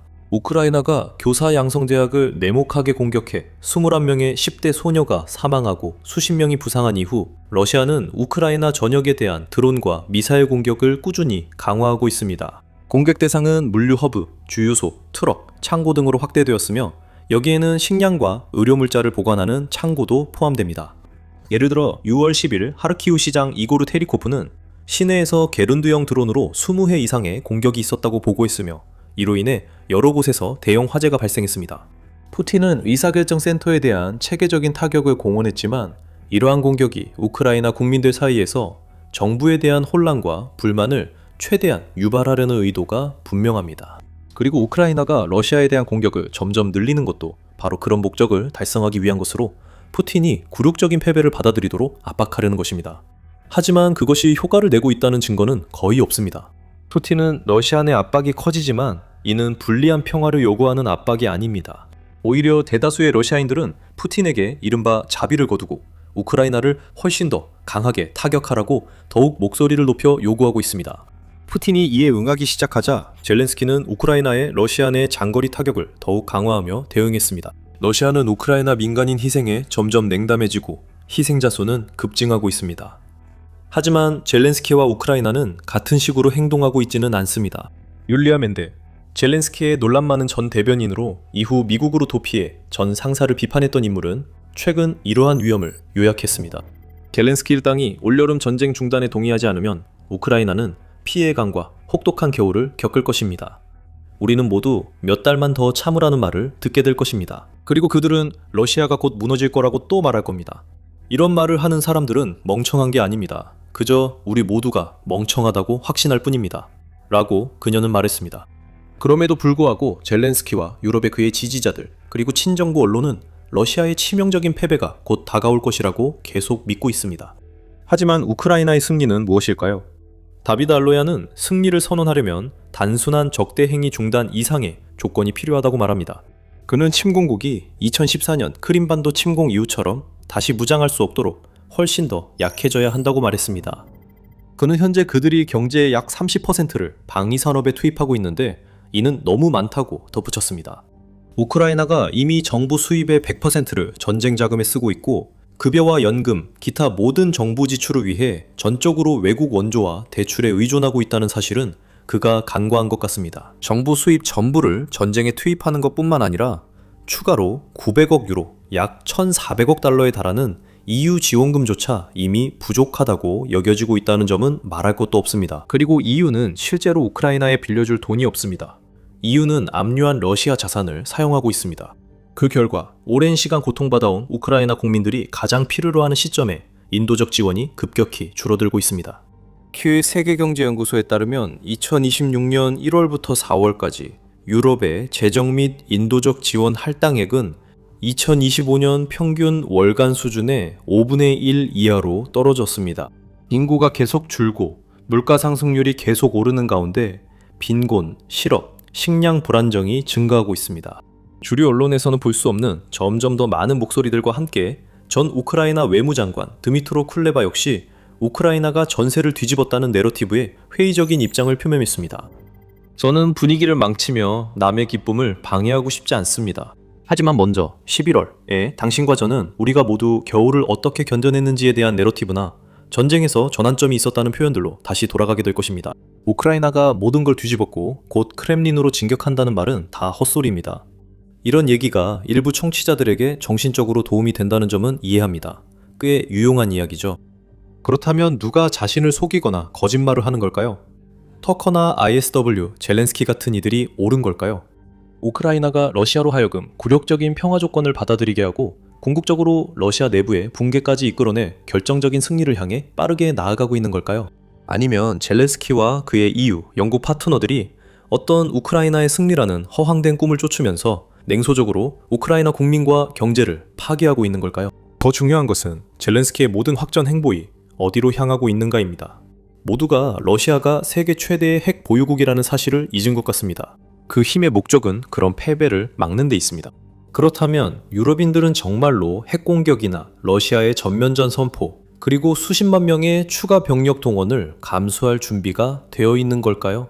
러시아가 몇 차례 핵 공격까지 감행한다면 프랑스나 영국이 보복 핵 공격을 감행하면서 런던이나 파리를 드니프로와 맞바꿀 위험을 정말로 감수할 수 있을까요? 전쟁은 폭탄과 총알뿐 아니라 정보의 싸움입니다. 군대는 정보 없이는 움직일 수 없습니다. 군대는 다음 행동을 계획하고 상대보다 한 발 앞서 나가며 기습을 피하기 위해 정확하고 최신의 정보가 필요합니다. 분쟁은 각 진영이 얼마나 효과적으로 정보를 수집하고 활용하느냐에 따라 승패가 갈릴 수 있습니다. 그리고 이것을 우크라이나는 매우 잘 이해하고 있습니다. 이것이 바로 키이우 군대가 러시아의 정보 수집 자산, 즉 지상 기반 레이더 기지뿐만 아니라 공중 조기 경보 통제기까지도 표적으로 삼은 이유입니다. 우크라이나는 공격마다 러시아의 하늘의 눈을 하나씩 파괴하고 있으며 푸틴 대통령은 이를 막을 방법이 없습니다. 대신 그는 자신의 공중 조기 경보 통제기 전력과 체계적으로 사라지는 모습을 지켜볼 수밖에 없습니다. 이 영향은 매우 크며 공중 조기 경보 통제 체계는 현대전에서 중요한 역할을 합니다. 이들은 사실상 비행하는 레이더 기지로서 공중, 해상, 지상에서 적의 위협을 360도 장거리로 탐지할 수 있습니다. 많은 시스템이 실제로 수백 마일 떨어진 곳에 표적도 포착할 수 있으며 지상팀에 경고를 보내 회피 기동을 하거나 방어 태세를 갖추는 등 다가오는 공격에 대비할 충분한 시간을 제공합니다. 이 항공기들은 또한 공중 지휘센터 역할도 하며 아군 전투기들의 협동, 정밀 미사일 공격 및 폭격 임무 수행, 그리고 복잡한 전장 관리에 필요한 실시간 정보를 수집하고 공유합니다. 간단히 말해 이들은 실시간 데이터와 전장의 전체 상황 인식을 제공함으로써 현대 군대가 성공하는데 꼭 필요한 매우 소중한 자산입니다. 그리고 러시아는 조기 경보 및 조기 경보 통제 수요를 충족하기 위해 베리에프 A-50이라는 특정 항공기에 크게 의존해왔습니다. 1960년대 소련군에 도입된 투폴레프 Tu-126의 후속기로 개발된 베리에프 A-50은 1978년에 첫 비행을 했고 몇 년 후인 1985년에 실전 배치되었습니다. 이 항공기는 일류신 IL-76 수송기를 기반으로 설계되었으며 4만 피트의 최대 고도, 4,000마일이 넘는 작전 반경, 약 6시간의 비행 지속 시간을 포함한 인상적인 기술 사양을 자랑합니다. 다만 공중급유를 통해 이 시간을 더 연장할 수 있습니다. 이 항공기의 가장 눈에 띄는 특징은 동체 상단에 위치한 30피트 너비의 로토돔으로 대형 감시 레이더 시스템이 탑재되어 있습니다. 머쉬룸이라는 별명을 가진 이 레이더는 A-52 주변을 탐지하고 최대 650km 떨어진 공중 표적과 최대 300km 떨어진 지상 표적을 탐지할 수 있게 해줍니다. A-50은 또한 최대 12대의 아군 전투기에 동시에 유도 데이터를 전송할 수 있는 능력을 가지고 있습니다. 예를 들어 A-50은 우크라이나 자산의 정확한 위치 데이터를 근처의 공격기에게 제공할 수 있어 공격기들이 자체 레이더 시스템에 의존하지 않고도 해당 자산을 공격할 수 있게 해줍니다. 소련 말기에는 이 비행기들이 연간 최대 5대씩 생산되었고 소련이 해체될 때까지 총 40대 이상이 제작되었습니다. 그 이후로 생산은 중단되었지만 크렘린은 앞으로 더 많은 A-50을 생산하겠다고 언급한 바 있으며 남아있는 항공기들을 현대화하여 새로운 컴퓨터와 항공 전자 시스템을 장착해 현대 기준에 맞추고 있습니다. 따라서 수십 년이 지난 기체임에도 불구하고 A-50은 여전히 비교적 유능하고 성능이 뛰어난 조기경보 통제기이며 여러 차례 크렘린 군대에 그 가치를 입증해왔습니다. 예를 들어 A-50은 2차례의 체첸 전쟁 동안 체첸 상공을 비행했으며 단기간에 끝난 러시아 조지아 전쟁과 시리아 내전에서도 러시아의 효율성을 높이는 데 기여했습니다. 따라서 러시아가 우크라이나 침공 당시 다시 한번 A-50에 의존한 것은 전혀 놀라운 일이 아니었습니다. 크렘린의 지휘관들은 이 검증된 공중 조기 경보기가 우크라이나 전투기와 지대공 미사일을 무력화하는 데 도움이 되고 동시에 러시아의 타격 작전을 위한 중요한 표적 정보를 제공해 줄 것이라고 기대했습니다.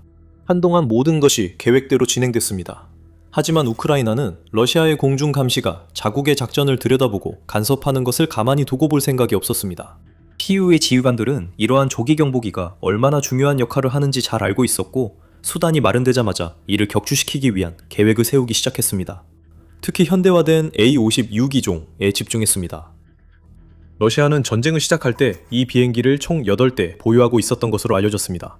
그중 한 대는 전쟁이 시작된 지 1년 만인 2023년 2월 26일에 작전 불능 상태가 됐습니다. 당시 벨라루스 보안군 연합이라는 파르티잔 단체가 드론 공격을 감행해 민스크 근처의 공군기지에서 A-50 항공기를 손상시켰다고 보도됐습니다. 이 공격은 이후 우크라이나 보안국, 즉 SSU의 소행으로 밝혀졌으며 손상된 항공기는 다시는 작전 임무에 복귀하지 못한 것으로 전해졌습니다. 1년도 채 지나지 않은 2024년 1월 두 번째 A-50 항공기가 임무 수행 중 공격을 받았습니다. 그 비행기는 아조프의 상공에서 갑자기 레이더에서 사라졌습니다. 곧이어 러시아 Su-30 항공기가 정체불명의 항공기가 화재에 휩싸여 불시착했다는 소식을 전했다는 보도가 나왔습니다. 나중에 밝혀진 바에 주르면 이것은 몇 주 전부터 시작된 치밀하게 계획되고 완벽하게 실행된 우크라이나의 공격의 최종 결과였습니다. 분석가들에 따르면 우크라이나 공군은 의도적으로 크림반도 전역에 러시아 레이더 기지를 목표로 삼아 무력화시켰습니다.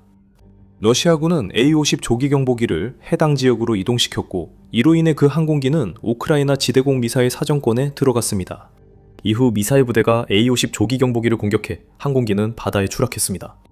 요약하면 키우 군대는 러시아 항공기가 빠질 함정을 설치했고 거기서 멈추지 않았습니다. 불과 한 달 뒤인 2월 23일 우크라이나 소식통은 또 다른 A-50 조기 경보기 격추 소식을 전했습니다. 이번에도 이 사건은 크라스노다르 지방 근처 아조프의 상공에서 발생한 것으로 전해졌습니다. 장거리 소련 시대의 S-200 미사일 시스템, 이 해당 항공기를 향해 발사되어 기체에 치명적인 손상을 입혀 하늘에서 추락하게 만들었고 탑승해 있던 러시아인 10명이 사망했으며 여기에는 여러 고위 장교도 포함됐습니다. 우크라이나는 이후 몇 주간 계속 압박했습니다. 2024년 3월 초 우크라이나는 잘 알려진 A-50 정비시설인 투간노그 항공기 공장에 드론 공격을 감행했습니다. 위성사진에서 A-50 등 특수항공기가 있는 경납고 중 하나가 명확히 손상된 것이 확인됐습니다. 세부 사항은 공개되지 않았지만 공격으로 한 대 이상 항공기가 손상됐을 가능성이 있습니다. 2025년 6월 이미 전력이 약화된 A-50 기단은 상징적인 스파이더웹 작전 동안 또 한 번의 치명적인 타격을 입었습니다. 이 작전은 우크라이나가 러시아 본토에서 감행한 가장 크고 성공적인 드론 공격 중 하나였습니다. 당시 대부분의 언론 보도는 우크라이나가 크렘린의 폭격기 전력의 최대 3분의 1을 제거했다는 점에 초점을 맞췄습니다. 덜 주목받았지만 여전히 중요한 세부 사항이 하나 있었습니다. 폭격기들과 함께 우크라이나의 드론은 작전 중에 A-50 한 대가 아니라 두 대를 각각 성공적으로 타격했습니다. 여러 언론인과 군사 전문가들이 이 소식을 전하며 두 대의 항공기가 심각한 손상을 입었음을 증명하는 위성사진과 영상을 공유했습니다. 특히 레이더 하우징 로토돔에 심각한 피해가 있었습니다. A-50의 체계적인 제거는 2025년 11월에도 계속되었고 이때 우크라이나는 여러 전략적인 러시아 군사 및 산업시설을 겨냥한 또 다른 대규모 타격을 성공시켰습니다. 이것은 로켓군과 포병, 특수작전부대, 해군 연안 미사일 부대, 그리고 우크라이나 무인 시스템 부대가 참여한 대규모 임무였습니다. 이 부대들은 미사일 드론과 넵튠 순항 미사일을 혼합하여 사용해 투간노그 A-50 정비시설을 또다시 타격했습니다. 현장에서 여러 차례 폭발과 화재가 보고되었으며 이는 그 당시 해당 지역에 남아있던 A-50의 모든 수리, 정비 또는 현대화 작업을 분명히 방해했을 것입니다. 2026년 3월 우크라이나는 이 특정 항공기를 상대로 또 한 번의 공격을 감행했습니다. 정확히 3월 17일 우크라이나군은 노브고로드 지역의 스타리에 루세에 위치한 123 항공기 수리 공장을 타격했습니다. 투간로그 시설과 마찬가지로 이 장소 역시 다양한 항공기가 수리되고 업그레이드되며 정비되는 중요한 군사 인프라입니다. 미성 사진에 따르면 당시 비행장에는 최소 9대의 IL-76 수송기가 있었습니다. 이 항공기들은 A-50 설계의 기반이 된 동일한 기종입니다. 초기 보고서에 따르면 정비 경납고에 피해가 확인됐습니다. 그리고 3월 20일 우크라이나군 총참모부는 텔레그램 게시물을 통해 또 다른 A-50이 공격을 받아 타격을 입었다고 확인했습니다. A-50 장거리 레이더 탐지 항공기에 피해가 발생한 것이 확인되었습니다. 해당 항공기는 정비를 위해 해당 공장 부지에 있었으며 아마도 현대화를 기다리고 있었던 것으로 보입니다. 이제 이러한 공격의 더 큰 영향과 앞으로 러시아와 우크라이나의 전망에 대해 알아보기 전에 이런 종류의 인사이트를 더 원하신다면 꼭 밀리터리쇼를 구독해주세요. 저희는 매주 자세히 분석해드립니다. 러시아에 남아있는 A-50 조기 경보기의 정확한 작전 가능 대수에 대해서는 의견이 분분하지만 가장 후한 추정치로도 이 비행기는 몇 대밖에 남지 않은 것으로 보입니다. 실제로 러시아의 전략 및 기술 분석 센터인 KAS 싱크탱크에 따르면 언제든지 사용 가능한 A-50 조기 경보기는 4대를 넘지 않는다고 합니다. 그 숫자는 많지 않을 뿐만 아니라 러시아가 자국 영토 전체나 자국군이 계속 점령하고 있는 우크라이나 지역을 완전히 감시하기에는 턱없이 부족한 수치입니다. A-50가 파괴되거나 심지어 일시적으로라도 작전 불능 상태가 될 때마다 이는 크렘린군에게 심각한 타격이 됩니다. 왜냐하면 이 비행기들이 비교적 오래된 기종임에도 불구하고 매우 중요한 역할을 하기 때문입니다. 이 비행기들은 지금까지의 분쟁 기간 동안 러시아군에게 셀 수 없이 많은 유용한 정보를 제공해 왔습니다. 이 비행기들은 크렘린군이 들어오는 공중 위협에 신속하게 대응하고 우크라이나의 드론과 미사일을 무력화하며 우크라이나의 자산과 인프라에 대한 자체 공격을 조율하는 데 도움을 주었습니다. 이 비행기들은 매우 희귀하고 비싸며 한 대당 약 3억 5천만 달러에 달하고 더 이상 생산되지 않기 때문에 한 대를 잃을 때마다 타격이 훨씬 큽니다. 실제로 순수한 군사적 관점에서 보면 A-50을 격추시키는 것은 단순히 일반적인 적 항공기를 파괴하는 것과는 다릅니다. 이는 거대한 지휘 통제함을 없애는 것과 비슷합니다. 순식간에 적은 광범위한 레이더 감시 범위를 잃게 됩니다. 전체 지역이 암흑에 휩싸이고 지속적으로 들어오던 정보 흐름이 끊기며 수많은 자산과 병력 집결지 그리고 각종 기반 시설이 갑자기 자신들을 하늘에서 지켜주던 가장 중요한 감시자 중 하나를 잃게 됩니다. 그 파장은 엄청납니다. A-50은 매우 높은 고도에서 작동해 대부분의 지상 레이더보다 훨씬 멀리 볼 수 있습니다. 따라서 이 비행기들 중 단 몇 대만 잃어도 러시아가 하늘을 감시하며 접근하는 항공기, 미사일, 드론의 지물을 포착하는 것이 훨씬 더 어려워집니다. 사용할 수 있는 자원이 줄어들면서 크렘린의 지휘관들은 남아있는 자산을 어떻게 가장 효율적으로 사용할지라는 어려운 문제도 해결해야 합니다. 비행기가 손상되거나 파괴되면 이를 대신할 비행기를 재배치해야 할 수 있습니다. 하지만 그렇게 하면 우크라이나가 이용할 수 있는 다른 곳에 필연적으로 빈틈이 생기게 됩니다. 이것은 전형적인 딜레마입니다. 러시아는 무엇을 하든 고통을 겪게 됩니다. 쉬운 해답도 우회책도 없습니다. 또한 우크라이나가 이 항공기를 손상시키지 않아도 이 항공기들은 최신형이 아니라는 점을 기억해야 합니다. 남아있는 항공기들도 때때로 정비가 필요하고 승무원도 쉬어야 하며 비행기에도 연료를 보급해야 하는 등 여러 관리가 필요합니다. 이것이 우크라이나군이 이러한 항공기들이 사용되지 않을 때 자주 보관되는 장소에 공격을 집중하는 이유일 수 있습니다. 이렇게 하면 그곳에 있는 항공기를 손상시키거나 심지어 파괴할 수 있을 뿐만 아니라 이러한 항공기들이 계속 비행하고 연료를 공급받으며 정상적으로 작동할 수 있도록 하는 핵심 인프라까지도 교란시킬 수 있습니다. 그리고 러시아가 A-50B를 더 많이 잃을수록 남아있는 소중한 몇 대의 항공기를 더욱 신중하게 다루게 될 것입니다. 앞으로 크렘린 지휘관들이 이 항공기를 더 신중하고 제한적으로 쓸 가능성이 높습니다. 이것은 러시아의 전체 레이더 범위와 방어 태세에 부정적인 영향을 미칠 뿐만 아니라 공격 능력에도 부정적인 영향을 미칩니다. 왜냐하면 A-50은 직접 폭탄을 투하하거나 미사일을 발사하지는 않지만 러시아 공격 전투기들이 표적 위치를 탐지하고 정확히 찾아내는 데 의존하는 데이터를 제공하기 때문입니다. A-50의 지원이 없으면 같은 전투기들은 자신의 레이더나 지상 통제팀에 더 많이 의존해야 할 수 있으며 이는 그들을 더 위험에 빠뜨릴 뿐만 아니라 효율성도 떨어뜨릴 수 있습니다. 이렇다고 해서 러시아가 완전히 눈이 먼 것은 아닙니다.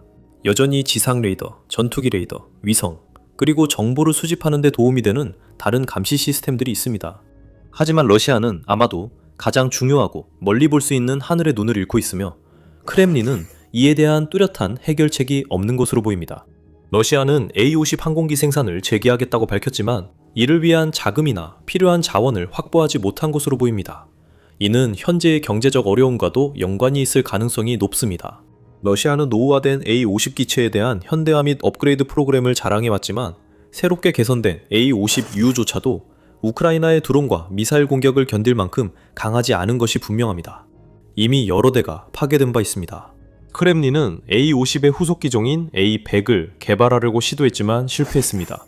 A-100은 점차적으로 A-50을 대체할 예정이었으며 더 우수한 레이더 추적 기술, 더 강력한 엔진, 그리고 최첨단 전자전 장비를 자랑한다고 했습니다. 러시아에게 불행히도 이 프로젝트는 수년째 답보 중입니다. 시제기는 2017년에 첫 비행을 했지만 그 이후로 A-100에 대한 소식은 거의 들리지 않았습니다. 2025년 11월 말 우크라이나군이 시제기를 파괴했다고 주장한 때를 제외하면 말이죠. 점점 더 절박해진 모스크바는 이론적으로 공중감시, 해상 초계, 정찰, 대장수함 임무를 모두 결합한 완전히 새로운 만능형 하이브리드 항공기를 만들겠다는 아이디어까지 내놓았습니다. A-50을 만든 베리에프에 유출된 문서에 따르면 이 새로운 항공기는 B-200을 기반으로 할 것이라고 합니다. 수륙 양용 제트기로. 또 다른 문제만은 러시아 항공기입니다. 하지만 이 문서들은 러시아가 이 항공기를 만들기 위한 필수 부품을 갖추지 못했다는 사실도 보여줍니다. 필요한 엔진이 우크라이나에서 생산되고 있고 모스크바는 이에 상응하는 국산 엔진을 개발하지 못했기 때문입니다. 그래서 AA-100은 실패작이었습니다. B-200 하이브리드 항공기도 진전이 없습니다. 그래서 러시아는 전체 조기 경보기와 지휘 통제 임무를 소련 시대의 AA-50 몇 대에만 의존합니다. 한편 우크라이나는 AA-50을 격추하거나 손상시킬 때마다 점점 더 강력한 위치에 서게 됩니다. 적을 약하게 만드는 것뿐만 아니라 적극적으로 약점을 만들어내어 이를 활용할 수 있게 되는 것입니다. 또한 키이우의 공중 전력도 곧 대대적으로 업그레이드되어 약점을 더 쉽게 공략할 수 있게 됩니다. 2025년 10월 키이우는 스웨덴과 최대 150대의 사브제스 39 그리펜 단발 초음속 다목적 전투기 도입을 위한 계약을 체결했습니다. 공격과 정찰 능력을 결합하도록 설계된 그리펜은 뛰어난 4.5세대 전투기로 널리 평가받고 있습니다. 비용 효율적인 설계, 낮은 유지 보수 비용, 그리고 우수한 전자전 능력을 포함한 첨단 기술로 유명합니다. 많은 경쟁 기종과 비교했을 때도 그렇습니다. 한 전직 나토군 관계자는 이 항공기를 지구상에서 가장 뛰어난 전투기 중 하나라고 불렀으며 스텔스 F-22와 F-35를 제외하면 최고의 전투기라고 평가했습니다. 이 전투기는 투틴이 내세우는 어떤 기종과도 쉽게 맞설 수 있다고 했습니다. 2026년 2월 11일 우크라이나는 새로운 EU 지원 기금의 일부를 그리펜 전투기 도입에 사용하겠다는 계획을 발표했습니다. 그리고 몇 달 후인 4월 17일 우크라이나 대통령 볼로디미르 젤렌스키는 우크라이나가 이미 그리펜 전투기에 대한 자국 조종사 훈련을 시작했으며 2026년 가을에는 이를 더욱 확대할 것이라고 밝혔습니다. 만약 그 평가가 정확하다면 우크라이나는 러시아의 공군력이 가장 약해진 바로 그 시기에 유럽 최고의 전투기들을 자국 영공에 띄울 수 있게 될 것입니다.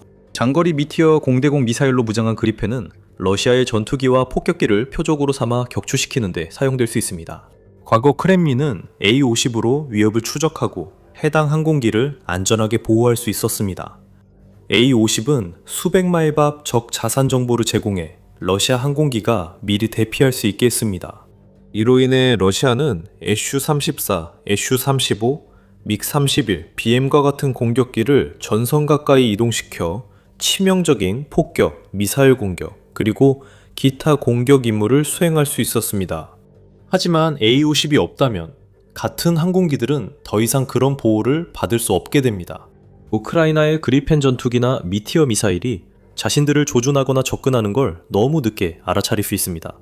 이 점은 최근 디펜스 익스프레스 기사에서 언급되었는데 그 기사에 따르면 그리펜의 주요 임무 중 하나는 유도폭탄을 탑재한 러시아의 SU-34 공격기를 전선에서 더 멀리 밀어내는 것이라고 합니다. 이것이 바로 A-50의 손실이 그렇게 중요한 이유입니다. 이것은 크렘린의 전쟁 기계를 눈멀게 할 뿐만 아니라 그들을 빠져나올 수 없는 더 위험한 구석으로 몰아넣는 것입니다. 4년 동안 러시아는 지상에서 우크라이나에 자신이 가진 모든 것을 쏟아부었습니다. 그리고 4년 동안 전선은 거의 움직이지 않았습니다. 그래서 좌절한 블라디미르 푸틴 대통령은 전쟁 방식을 바꿔 하늘로 전장으로 옮겼습니다. 샤이드 드론과 순항 미사일이 밤마다 우크라이나 도시를 파도처럼 계속해서 강타하고 있습니다. 병사들과 탱크가 실패했기 때문이고 드론이 더 저렴하기 때문입니다. 이것은 진정한 소모전 형태의 공중전으로 우크라이나의 요격 미사일과 탄약을 소진시키고 한 번에 한 발전소, 한 아파트 단지씩 국가의 의지를 꺾으려는 의도로 벌어지고 있습니다. 하지만 그 폭풍 한가운데에서 대부분의 사람들이 조용히 잊고 있었던 작은 영국 무기가 갑자기 다시 헤드라인을 장식하고 있습니다. 우크라이나 병사들은 이 무기를 머더 펜슬이라 부릅니다. 이 무기는 대부분의 견착식 무기처럼 열을 추적하지 않습니다. 이 무기는 플레어나 전자전으로 속이거나 방해할 수 없습니다. 이 무기의 공식 명칭은 스타스트릭입니다.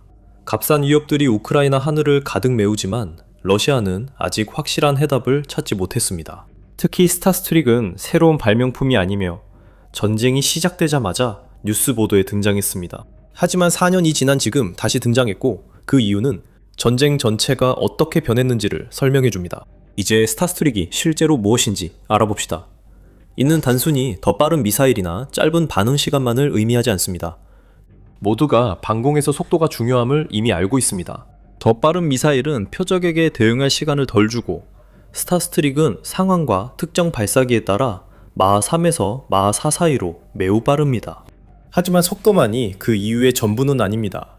이 미사일을 다른 모든 초단거리 방공 시스템과 차별화시키는 진짜 요소는 유도 방식입니다. 바로 이 점에서 스타스트릭이 무서워집니다. 보통 미사일은 적외선 유도 방식으로 목표물을 추적합니다. 하늘에서 가장 뜨거운 물체를 찾아내는 것이죠. 이 점이 중요한 이유는 초기 적외선 유도 미사일 모델들은 태양을 목표물로 인식해서 그쪽으로 날아가 버리곤 했기 때문입니다. 이 방식은 설계와 사용이 간단하다는 장점이 있고 일단 미사일을 발사하면 더 이상 조종할 수 없는 발사 후 망각 방식이라는 특징도 있습니다. 그 이유는 미사일 자체에 탐색기 헤드가 있어서 발사 전에 목표물의 열 신호에 고정되기 때문입니다. 운용자가 목표물 고정 확인음을 들으면 발사하고 미사일은 그 후부터 스스로 열원을 추적해서 목표에 명중할 때까지 따라갑니다. 미사일이 발사반을 떠나는 순간 운용자는 바로 이동할 수 있습니다. 이건 엄청나게 유용하죠. 운용자의 생존을 지켜줍니다. 이 방식은 빠르고 발사 후 더 이상 목표 추적이 필요 없습니다. 하지만 미사일이 열을 추적하면 더 뜨거운 곳으로 유도할 수도 있습니다. 그리고 그 뜨거운 무언가는 플레어일 수 있으며 현대 항공기는 플레어를 기본으로 탑재합니다. 여기에 최신 적외선 대응 장비와 적절한 순간에 강하게 회피 기능까지 더하면 확실한 격추가 동전 던지기처럼 운에 맡겨지게 됩니다. 스타스트릭은 이런 모든 것들을 무시하도록 만들어졌습니다. 대신 전체 발사기는 레이저 빔 라이딩 유도 방식을 사용합니다. 펜슬이 전개된 후 조작자는 목표물을 시야에 두고 조준 장치는 유도빔, 즉 레이저 그리드를 투사합니다. 미사일은 그 레이저 그리드를 그대로 따라가게 됩니다. 미사일은 조작자가 가리키는 방향에 따라 경로를 따라갑니다. 여기서 가장 큰 장점은 조작자가 직접 조준을 한다는 점입니다. 레이저를 조준하면 목표물에 맞춰 방향을 틀 수 있고 미사일도 이에 따라 움직입니다. 이는 미사일이 그렇게 설계됐기 때문입니다. 목표물이 가지고 있는 모든 대응책을 사용하더라도 스타스트릭은 전혀 흔들리지 않습니다. 제조사인 탈레스는 이 유도 방식이 알려진 모든 적외선 및 무선 주파수 대응책의 면역이라고 설명합니다. 그리고 이 주장이 바로 이 무기가 중요한 이유의 핵심에 있습니다. 그러니 방아쇠를 당기는 순간부터 실제로 어떤 일이 일어나는지 살펴봅시다. 바로 여기서 이 설계의 영리함이 드러납니다. 조작자는 조준 장치를 통해 목표물을 추적합니다. 방아쇠를 당기면 1단계 모터가 발사관 내부에서 점화되지만 의도적으로 전개모들이 완전히 발사관을 벗어나기 전에 연소가 끝납니다. 그것은 의도된 것이며 조작자를 로켓의 후폭풍으로부터 보호합니다. 안전거리를 확보하면 2단계 모터가 점화되어 미사일을 마하 3 이상의 속도로, 일부 보고에 따르면 마하 4에 가까운 속도로 순식간에 가속시킵니다. 그 다음 2단계가 연소를 마치고 탑재물을 분리하는데 이 부분이 별명을 얻게 되는 이유입니다. 계속 미사일 이야기를 하지만 이 시스템에 별도의 전개 유닛이 있는 이유를 이해하는 게 중요합니다. 하나의 탄두 대신 스타스트릭은 3개의 더 작은 탄두를 동시에 방출하며 각각은 레이저 유도 텅스텐 탄두입니다. 다트는 약 390mm, 즉 15.6인치 길이로 약 1.39m 길이의 미사일 안에 들어있으며 마지막 1피트 부분에 실제 폭발물이 들어있고 지연 작동 충격 신관이 장착되어 있습니다.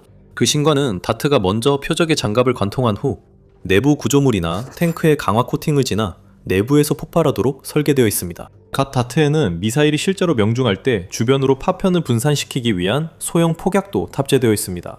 그리고 3개의 다트가 동시에 발사되기 때문에 직격할 확률이 기하급수적으로 높아지고 실제로 가해지는 피해는 항공기를 격추시키기에 충분할 수 있습니다. 마하 3 이상 속도의 새 유도 텅스텐 다트는 헬리콥터 로터 장치나 연료 시스템을 완전히 파괴할 수 있습니다. 헬리콥터 그리고 비행기도 어느 정도는 스타스트릭이 실제로 격추하도록 설계된 종류의 표적입니다. 그리고 그것이 처음에 사용된 방식이기도 합니다.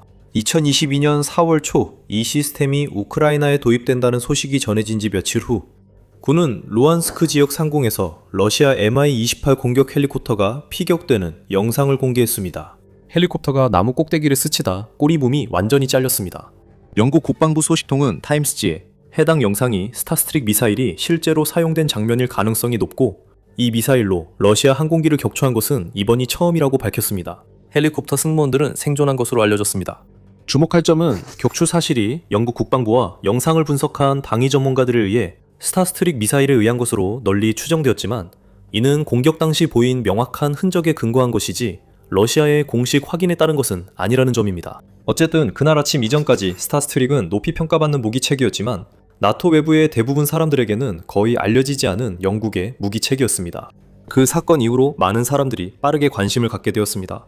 스타스트릭은 한 가지 형태만 있는 것이 아니며 발사 플랫폼도 미사일만큼이나 중요합니다.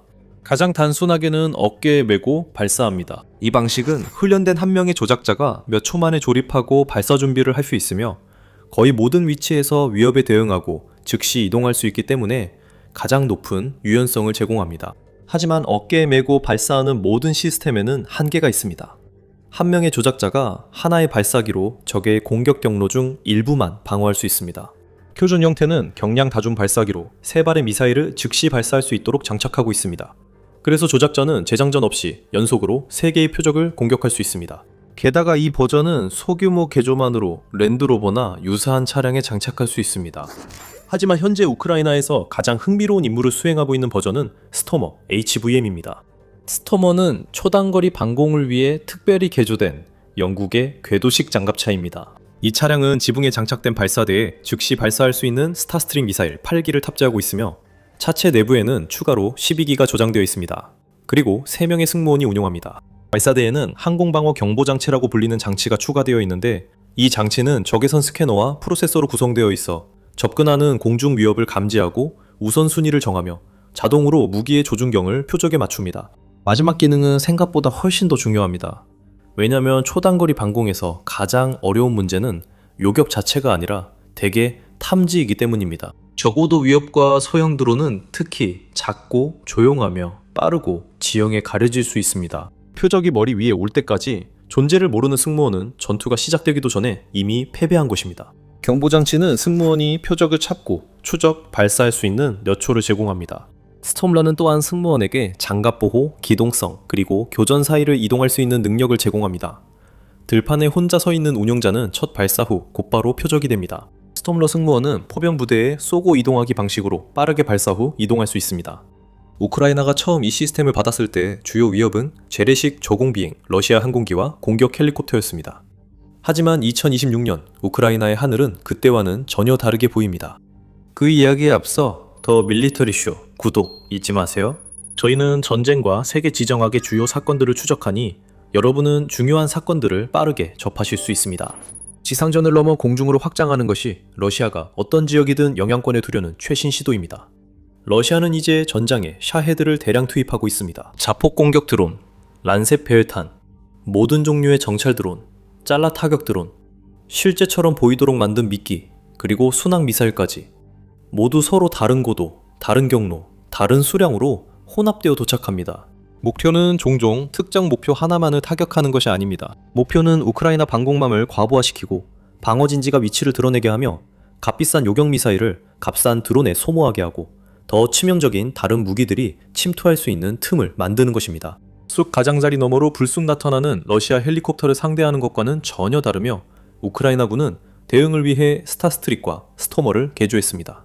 비라세르크바, 하얀 교회라는 뜻의 1129번째 비라세르크바 방공 미사일 연대는 이러한 전환을 이룬 부대 중 하나입니다. 원래 서방과 소련 시대의 시스템이 혼합된 형태로 구성된 이 연대는 스토머 HBM을 이용해 러시아 드론을 격추하는 모습이 기록되었으며 우크라이나 보도에 따르면 개별 차량마다 수십 대의 격추 실적을 올린 것으로 알려졌습니다. 최근 승무원들은 스토머를 새로운 요격 드론과 함께 운영합니다.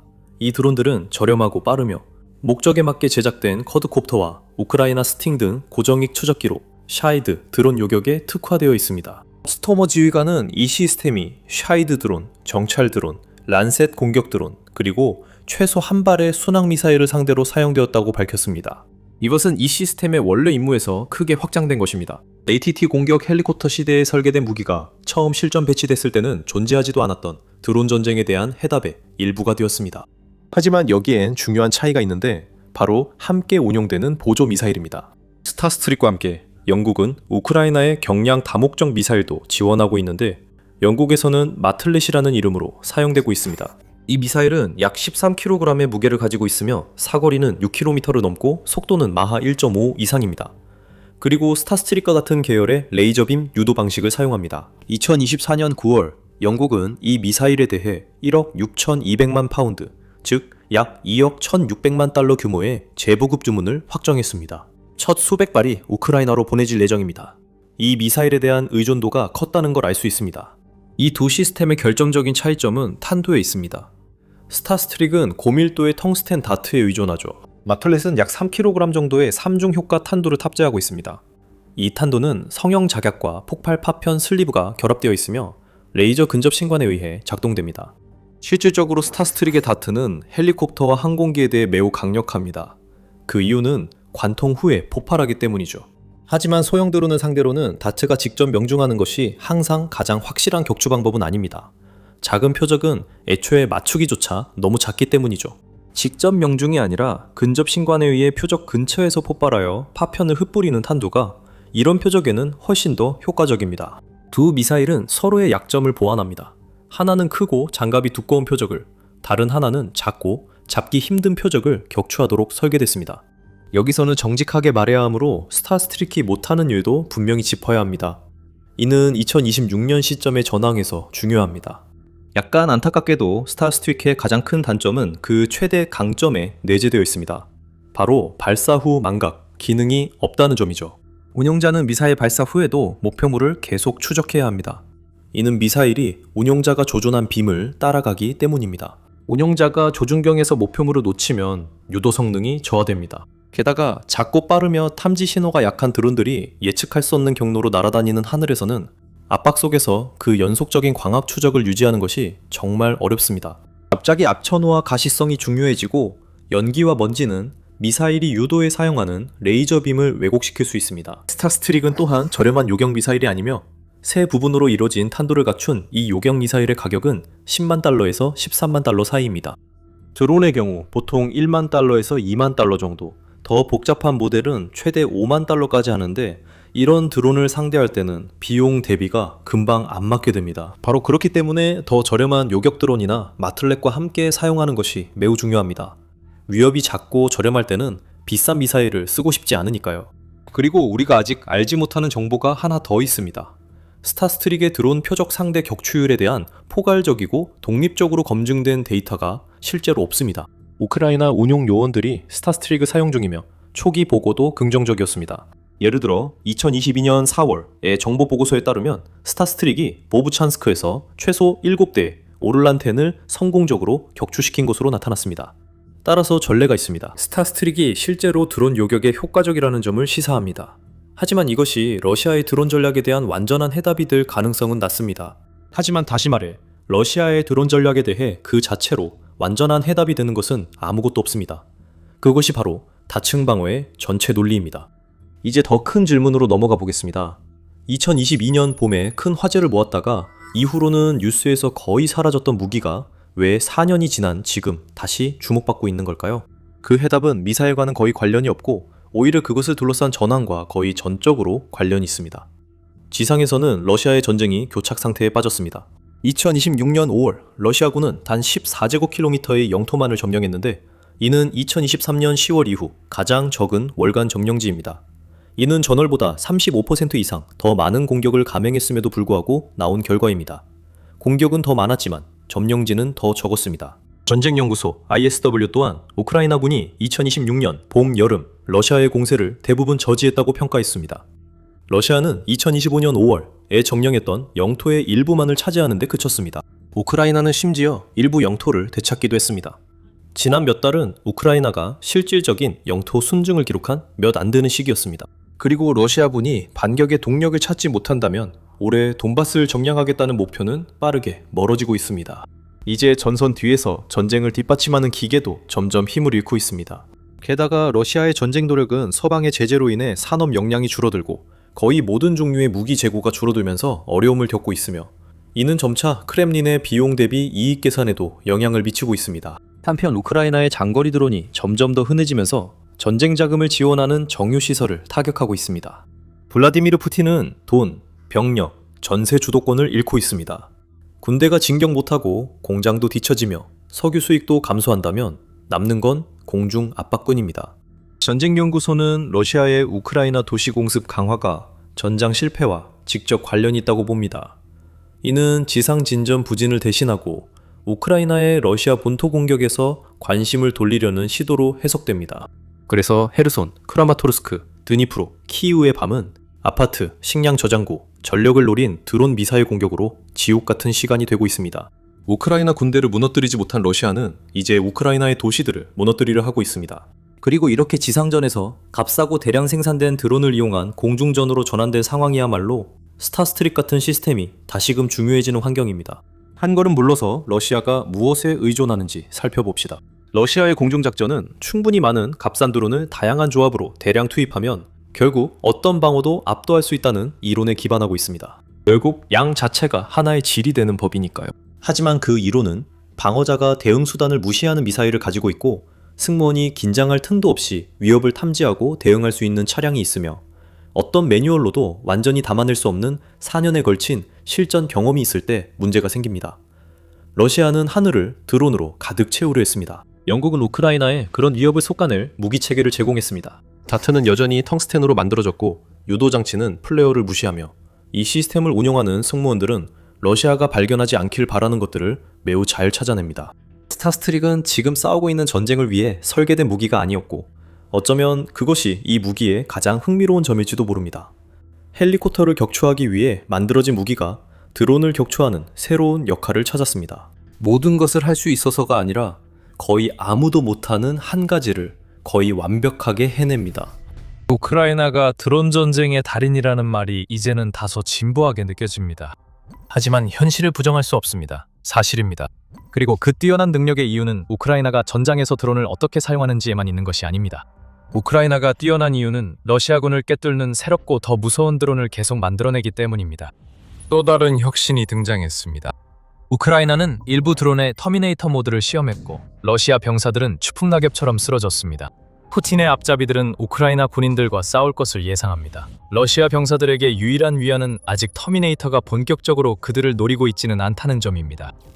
6월 10일 기사에서 뉴 사이언티스트는 완전 자유 드론이 더 이상 허황된 꿈이 아니라고 충격적인 사실을 밝혔습니다. 완전 자율 드론은 이미 현실이 됐고 우크라이나는 이를 시험했습니다. 또한 그 시험들은 드론을 더 효과적으로 만들 추가 작업이 필요하지 않음을 보여줬습니다.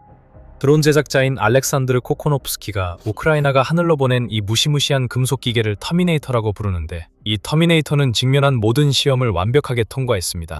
결과는 간단합니다. 터미네이터는 날아가서 러시아 군인들을 찾아내고 인간의 개입 없이 완전히 처리했습니다. 이 시험에 대해 우리가 아는 대부분은 코코노프스키에게서 나왔습니다. 우크라이나 드론 방위 산업의 최고 인물 중 한 명인 그는 터미네이터 드론이 한번 시험됐고 상상 이상의 성능을 보였다고 밝혔습니다. 우크라이나는 바흐무트와 차시프야르 근처 상공에 이 AI로 제어되는 드론 10대를 보냈고 이 드론들은 설계된 대로 임무를 수행했습니다. 러시아 병사들이 사망했고 장비는 불길에 휩싸였습니다. 보도에 따르면 이번 실험에는 AI로 프로그래밍된 쿼드콥터 드론 10대가 투입되어 수색 및 선멸 임무를 수행했습니다. 드론들은 이륙 후 인간 지시 없이 모두 스스로 전선으로 날아갔습니다. 각 드론은 3에서 5km의 거리를 약 10분 만에 이동했습니다. 여정이 끝나면 각 드론은 터미네이터 모드를 활성화했고 이는 드론이 요격할 목표물을 식별하도록 설계된 AI 모델의 작동을 촉발했습니다.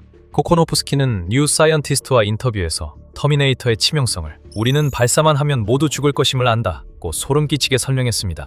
포코노프스키는 해당 지역에서 발견된 모든 것은 죽게 될 것이라며 터미네이터 작동 방식에 대한 독특한 통찰도 전했습니다. 드론과 전혀 연결이 없으며 영상도 볼 수 없고 아무것도 할 수 없습니다. 드론이 보는 것은 모두 죽게 됩니다. 이 드론은 우크라이나가 만든 다른 드론과 다르다는 의미입니다. 실시간 영상 카메라가 없어도 다른 모든 드론은 우크라이나의 통제를 받습니다. 드론이 직접 촬영한 영상을 보거나 미선과 장비를 이용해 장거리에서 드론의 경로를 추적하는 등 어떤 방식이든 우크라이나는 항상 자국 드론이 무엇을 하고 있는지 알고 있습니다. 터미네이터를 제외하면 어느 정도 인간의 감독이 있지만 이 놀라운 드론은 모든 것을 자율적으로 수행합니다. 하지만 터미네이터의 영상 피드가 없다면 코코노브스키가 인공지능 자율 드론이 임무를 완수했다고 어떻게 확신할 수 있을까요? 간단합니다. 우크라이나는 정찰 드론으로 투입 후 상황을 조사했습니다. 정찰 드론들은 현장을 조사했고 병사 2명과 트럭 1대가 있었다고 합니다. 이 병사들과 트럭은 우크라이나 조종사들이 직접 조종하던 드론에 의해 공격당하지 않았으니 결론은 하나뿐이었습니다. 터미네이터는 영화 속 캐릭터처럼 행동했습니다. 협상도 설득도 통하지 않았습니다. 동정이나 후회도 느끼지 않았죠. 러시아 군인들이 무엇을 시도했든 감정 없는 터미네이터는 그들을 찾아와 파괴했습니다. 코코노프스키 덕분에 이 실험이 있었다는 사실을 알게 됐습니다. 우크라이나 군과 국방부는 입을 굳게 다물고 있습니다. 이유는 여러 가지가 있을 수 있습니다. 우크라이나는 터미네이터 설계와 사용 정보를 공개하지 않으려 합니다. 작은 단서도 러시아가 우크라이나를 상대로 투입할 그 드론의 변형을 개발하는 데 도움이 될 수 있기 때문입니다. 또는 아마도 더 가능성이 높은 이유로 우크라이나는 인간의 개입 없이 작동하는 드론을 사용하는데 윤리적인 문제가 있다는 점을 인식하고 있으며 이러한 드론을 시험했다는 사실을 세계에 공개하는 것에 대해 조심스러워하고 있습니다. 그리고 이것이 바로 이 이야기의 한 부분으로 이어지는데 이 부분은 블라디미르 푸틴과 그의 앞잡이들이 안도의 한숨을 내쉬게 만들 것입니다. 터미네이터는 새로운 드론이 아니며 코코노프스키가 공개한 시험도 2년 전 진행됐습니다. 한편 이는 러시아의 더 큰 위협입니다.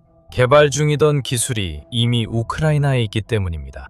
이미 시험을 마쳤고 확실히 작동합니다. 우크라이나가 원하면 언제든 터미네이터를 투입해 전선에서 러시아 병사와 장비를 파괴할 수 있습니다. 하지만 터미네이터가 정말 작동한다면 왜 이미 투입되지 않았는지 의문이 듭니다. 우크라이나 정부가 이런 유형의 드론 사용에 대해 근거 있는 윤리적 우려를 갖고 있기 때문입니다. 이 내용은 잠시 후 다시 언급하겠습니다. 현재 우크라이나 정부가 목표물 타격 마지막 단계에서 인공지능 사용을 금지했다는 점만 알면 됩니다. 이 기술은 위치 파악과 추적에 사용될 수 있으나 인공지능 무기는 마지막 단계에서 반드시 인간이 통제해야 합니다. 우크라이나는 자신들이 가진 이 기술이 얼마나 위험할 수 있는지 잘 알고 있습니다. 그 실험이 모든 것을 증명합니다. 우크라이나의 대통령 볼로디미르 젤렌스키도 2025년에 무기에서의 인공지능 사용을 때를 놓치기 전에 지금 당장 규제해야 한다고 말했습니다. 모두가 2024년 우크라이나가 시험한 것과 같은 드론을 만들고 있습니다. 우리는 인공지능 무기 사용에 대한 국제 규칙이 필요하다고 젤렌스키가 유엔 총회에서 말했습니다.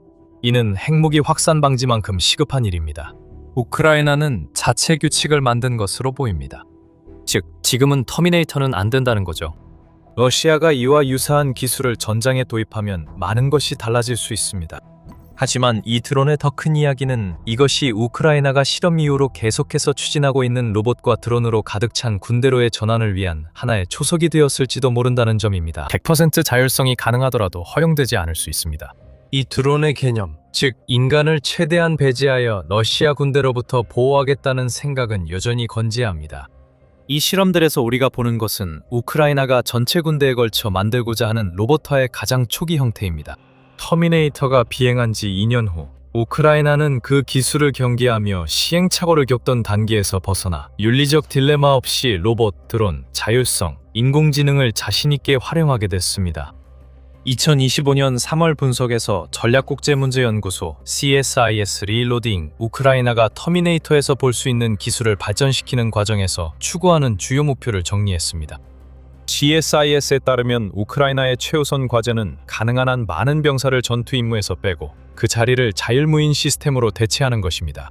이것은 우크라이나의 인간 병사들이 최전선에서 겪는 피로, 스트레스, 위험을 줄여준다는 의미일 뿐만 아니라 앞으로 우크라이나가 러시아에 맞서 자국을 방어하는 데 영향을 줄 수 있는 인력 부족 문제에 대한 해결책이기도 합니다.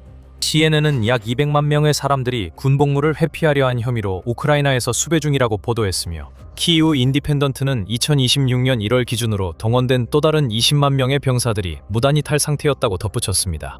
이 문제는 거의 언급되지 않지만 물량으로 밀어붙이는 러시아의 전략에 맞서는 우크라이나 방위군에게 현실적인 부담이 됩니다. 자율 로봇 시스템 또는 최소한 수킬로미터 떨어진 곳에 있는 사람들이 조종하면서 최전선에서 작동할 수 있는 로봇 시스템은 이러한 인력 문제에 대한 완벽한 해결책이 될 것입니다. 위험이 주어들면 러시아에 맞서 조국을 지키는 일이 싸우기보다 도망치고 싶어하는 병사들에게 더 매력적으로 느껴질 것입니다. 최전선에서 적군과 직접 마주치지 않는다면 더 많은 이들이 도망치기보다 남아 싸울 수 있습니다. 하지만 이것이 우크라이나의 현재와 미래에 어떤 의미일까요? 터미네이터와 그로부터 영감을 받은 모든 기계들의 앞길은 두 가지뿐입니다. 하나는 젤렌스키와 우크라이나가 피하려는 지옥 같은 상황으로 무인 자율 기계들이 인간 개입 없이 살상하는 것입니다. 다른 하나는 우크라이나가 따르는 길로 인간과 기계가 결합해 터미네이터 드론에서 영감을 받았지만 영혼이나 윤리가 완전히 없는 것은 아닌 반자율적 해결책을 만드는 것입니다. 두 가지 모두에 대해 더 깊이 들어가기 전에 여러분이 더 밀리터리 쇼를 시청하고 계시다는 점을 상기시켜드리고 싶습니다. 이 영상을 재미있게 보고 계신다면 구독 버튼을 눌러 앞으로 올라올 영상도 놓치지 마세요. 우크라이나 미래 전쟁 양상에 대한 한 비전은 키이우 출신 엔지니어 야로슬라브 아주뉴크에게서 나옵니다. 2025년 12월 회의에서 전기전자기술자협회 IEEE와의 대화 중에 아주뉴크는 어떤 암울한 미래를 상상했습니다. 자율 드론들이 다른 드론을 실어 나르며 이를 요격하려는 다른 자율 드론들로부터 보호하는 장면입니다. AI 에이전트가 통제하고 인간 장군이 이를 감독하는 이런 체계가 우크라이나의 표준이 될 것입니다. 그는 그런 상황에서 방어 방법을 묻습니다. 우크라이나가 흑해 함대와 크림반도 공격에 쓴 해상 드론도 비슷하다고 합니다. 답은 방어가 불가능하다는 것입니다. 우크라이나가 2024년 시험한 터미네이터 기술에만 의존한다면 이런 미래가 현실이 될 수 있습니다.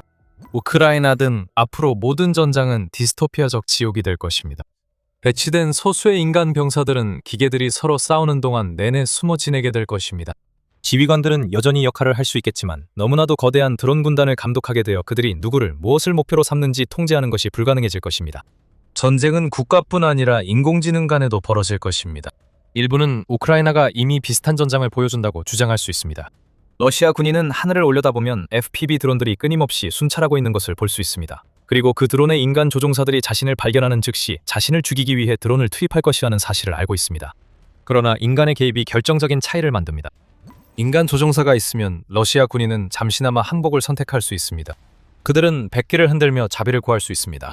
우리는 최근에 그런 모습을 본 적이 있습니다. 2025년 7월 하르키우에서 우크라이나 제3강습여단 이드론과 지상 로봇을 조합해 러시아 군인들을 포로로 잡았는데 이 과정에서 우크라이나 군인들이 직접적으로 개입할 필요가 없었습니다. 우크라이나가 시험한 터미네이터 드론이 널리 보급돼도 이런 선택지가 보장되진 않습니다. 이 드론들은 추적과 파괴를 위해 프로그래밍되어 있음을 기억하세요. 인간적 연민이나 포로를 협상에 이용한다는 개념조차 없습니다. 이것이 디스토피아자적 단절입니다. 아마도 이것이 우크라이나가 터미네이터 같은 드론을 시험 단계를 넘어 전면 배치하지 않는 이유일 것입니다.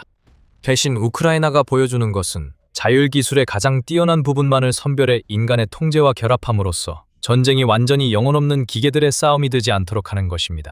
우크라이나는 드론의 인공지능을 사용하는 것을 주저하지 않고 있습니다. 오히려 그 반대입니다. 우크라이나는 인공지능을 적극적으로 받아들이고 있지만 터미네이터 드론에 전적으로 의존하는 방향과는 다른 길을 선택하고 있습니다. 키이우 인디펜던턴트가 4월에 지적했듯이 우크라이나 국방부는 200개가 넘는 기업이 인공지능 기반 드론을 생산하는 AI 생태계 개발을 장려해왔습니다. 그 생태계는 이미 우크라이나가 드론 개발 활동을 주망화하기 위해 사용하는 브레이브원 플랫폼에 등록된 300개 이상의 인공지능 관련 개발 성과를 만들어냈습니다. 우크라이나는 인공지능 허브인 A1 디펜스 센터를 설립해 미래 인공지능 기술 제공을 기대하고 있습니다. 그래서 우크라이나가 분명히 인공지능을 사용하고 있지만 그 방식은 우리가 터미네이터 테스트에서 본 것과는 다릅니다. 최근 몇 달간 우크라이나가 러시아 후방 물류를 공격한 사례를 보면 알 수 있습니다. 이 공격들은 러시아 보급선을 차단하며 크림반도에서 러시아군을 고립시키는 데 큰 역할을 했습니다. 호브스에 따르면 우크라이나는 최소 2025년 여름부터 AI 드론으로 보급선 사냥을 하고 있습니다. 이 AI 드론들은 터미네이터가 시험 운행 중에 했던 초기 임무를 수행 중입니다. AI를 활용한 드론은 목표물을 탐지 추적하며 종종 뒤쫓기도 합니다. 그러나 드론 조종사는 임무 계획부터 타격까지 전 과정에 직접 참여하며 모든 상황을 확인할 수 있다는 차이가 있습니다. 우크라이나 AI 드론은 단순 살상 임무 외에도 다양한 역할을 합니다. 이 드론들은 우크라이나가 타격하려는 특정 지점으로 보내줍니다. 그리고 이 드론들이 자동으로 표적을 찾긴 하지만 최종적으로 그 표적을 타격할지 여부는 항상 운용자가 결정하거나 AI의 결정을 승인합니다. 다른 곳에서는 AI가 자율적으로 표적을 제거하지만 그 표적은 인간이 아닙니다. 6월 8일 보도에 따르면 유나이티드 24 미디어는 우크라이나 기업 맥슨 시스템즈가 방공 레이더 네트워크에 통합되는 새로운 AI 기반 시스템을 개발했다고 밝혔습니다. 이 시스템은 요격 드론이 샤이드 공격 드론을 추적 타격할 수 있게 합니다. 이 기술은 실전에서 테스트되어 95% 요격 성공률을 보이며 터미네이터처럼 작동합니다. 터미네이터처럼 운용자가 타격 구역이나 목표물을 선택합니다. 명령이 내려지면 요격기가 날아갑니다. 더 이상의 개입은 필요하지 않습니다. 일단 공중에 떠오르면 드론 요격기는 수동 조정 없이 목표를 추적하고 타격합니다. 탑재된 인공지능은 샤이드와 유사한 공격 드론을 인식하도록 훈련되어 있기 때문에 오작동할 가능성은 거의 없습니다. 우크라이나는 인간이 개입해 운용자가 마지막 순간까지 공격을 취소할 수 있는 안전장치를 유지하고 있습니다. 이것은 터미네이터 드론 기술의 자연스러운 진화일 수 있습니다. 터미네이터에서 사용된 무차별 공격 방식을 받아들이는 대신 우크라이나의 드론 개발자들은 터미네이터가 할 수 있었던 것에 기반을 두면서도 AI 기술이 사람이 아닌 목표물만 겨냥하고 언제든지 취소할 수 있도록 안전장치를 도입했습니다. 이것이 우크라이나가 보는 자동화의 미래로 터미네이터 실험은 하나의 디딤돌일 뿐이었습니다. 하지만 우크라이나는 지상 로봇 군대 계획을 포기할 생각이 없습니다.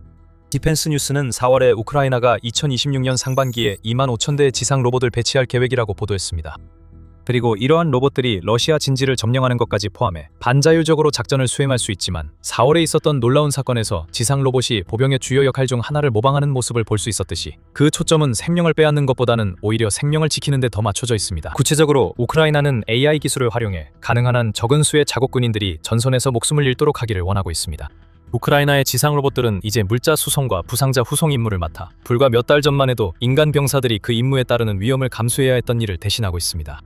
디펜스 뉴스에 따르면 우크라이나군 총참모부는 완전 원격 조정 또는 반자율적으로 운용되는 지상 로봇의 도입이 인명피해를 무려 30%나 줄였다고 밝혔습니다. 이 모든 사례는 2024년 터미네이터 드론 실험의 유산을 보여줍니다. 터미네이터가 전장에서 곧 등장할 가능성은 낮습니다. 유엔 회의에서 전쟁에서의 인공지능 위험성을 경고한 젤렌스키에 더해 유엔 사무총장 안토니우 구테우스 역시 터미네이터와 같은 완전 자율 살상기계의 개념 자체를 정치적으로 용납할 수 없고 도덕적으로 혐오스럽다고 비난했습니다. 우크라이나도 동의해 초기 실험 후 터미네이터가 원래 모습으로 하늘을 나는 장면은 볼 수 없었습니다. 윤리적 문제 외에도 이런 드론의 인공지능이 통제불능이 될 수 있다는 우려가 있습니다.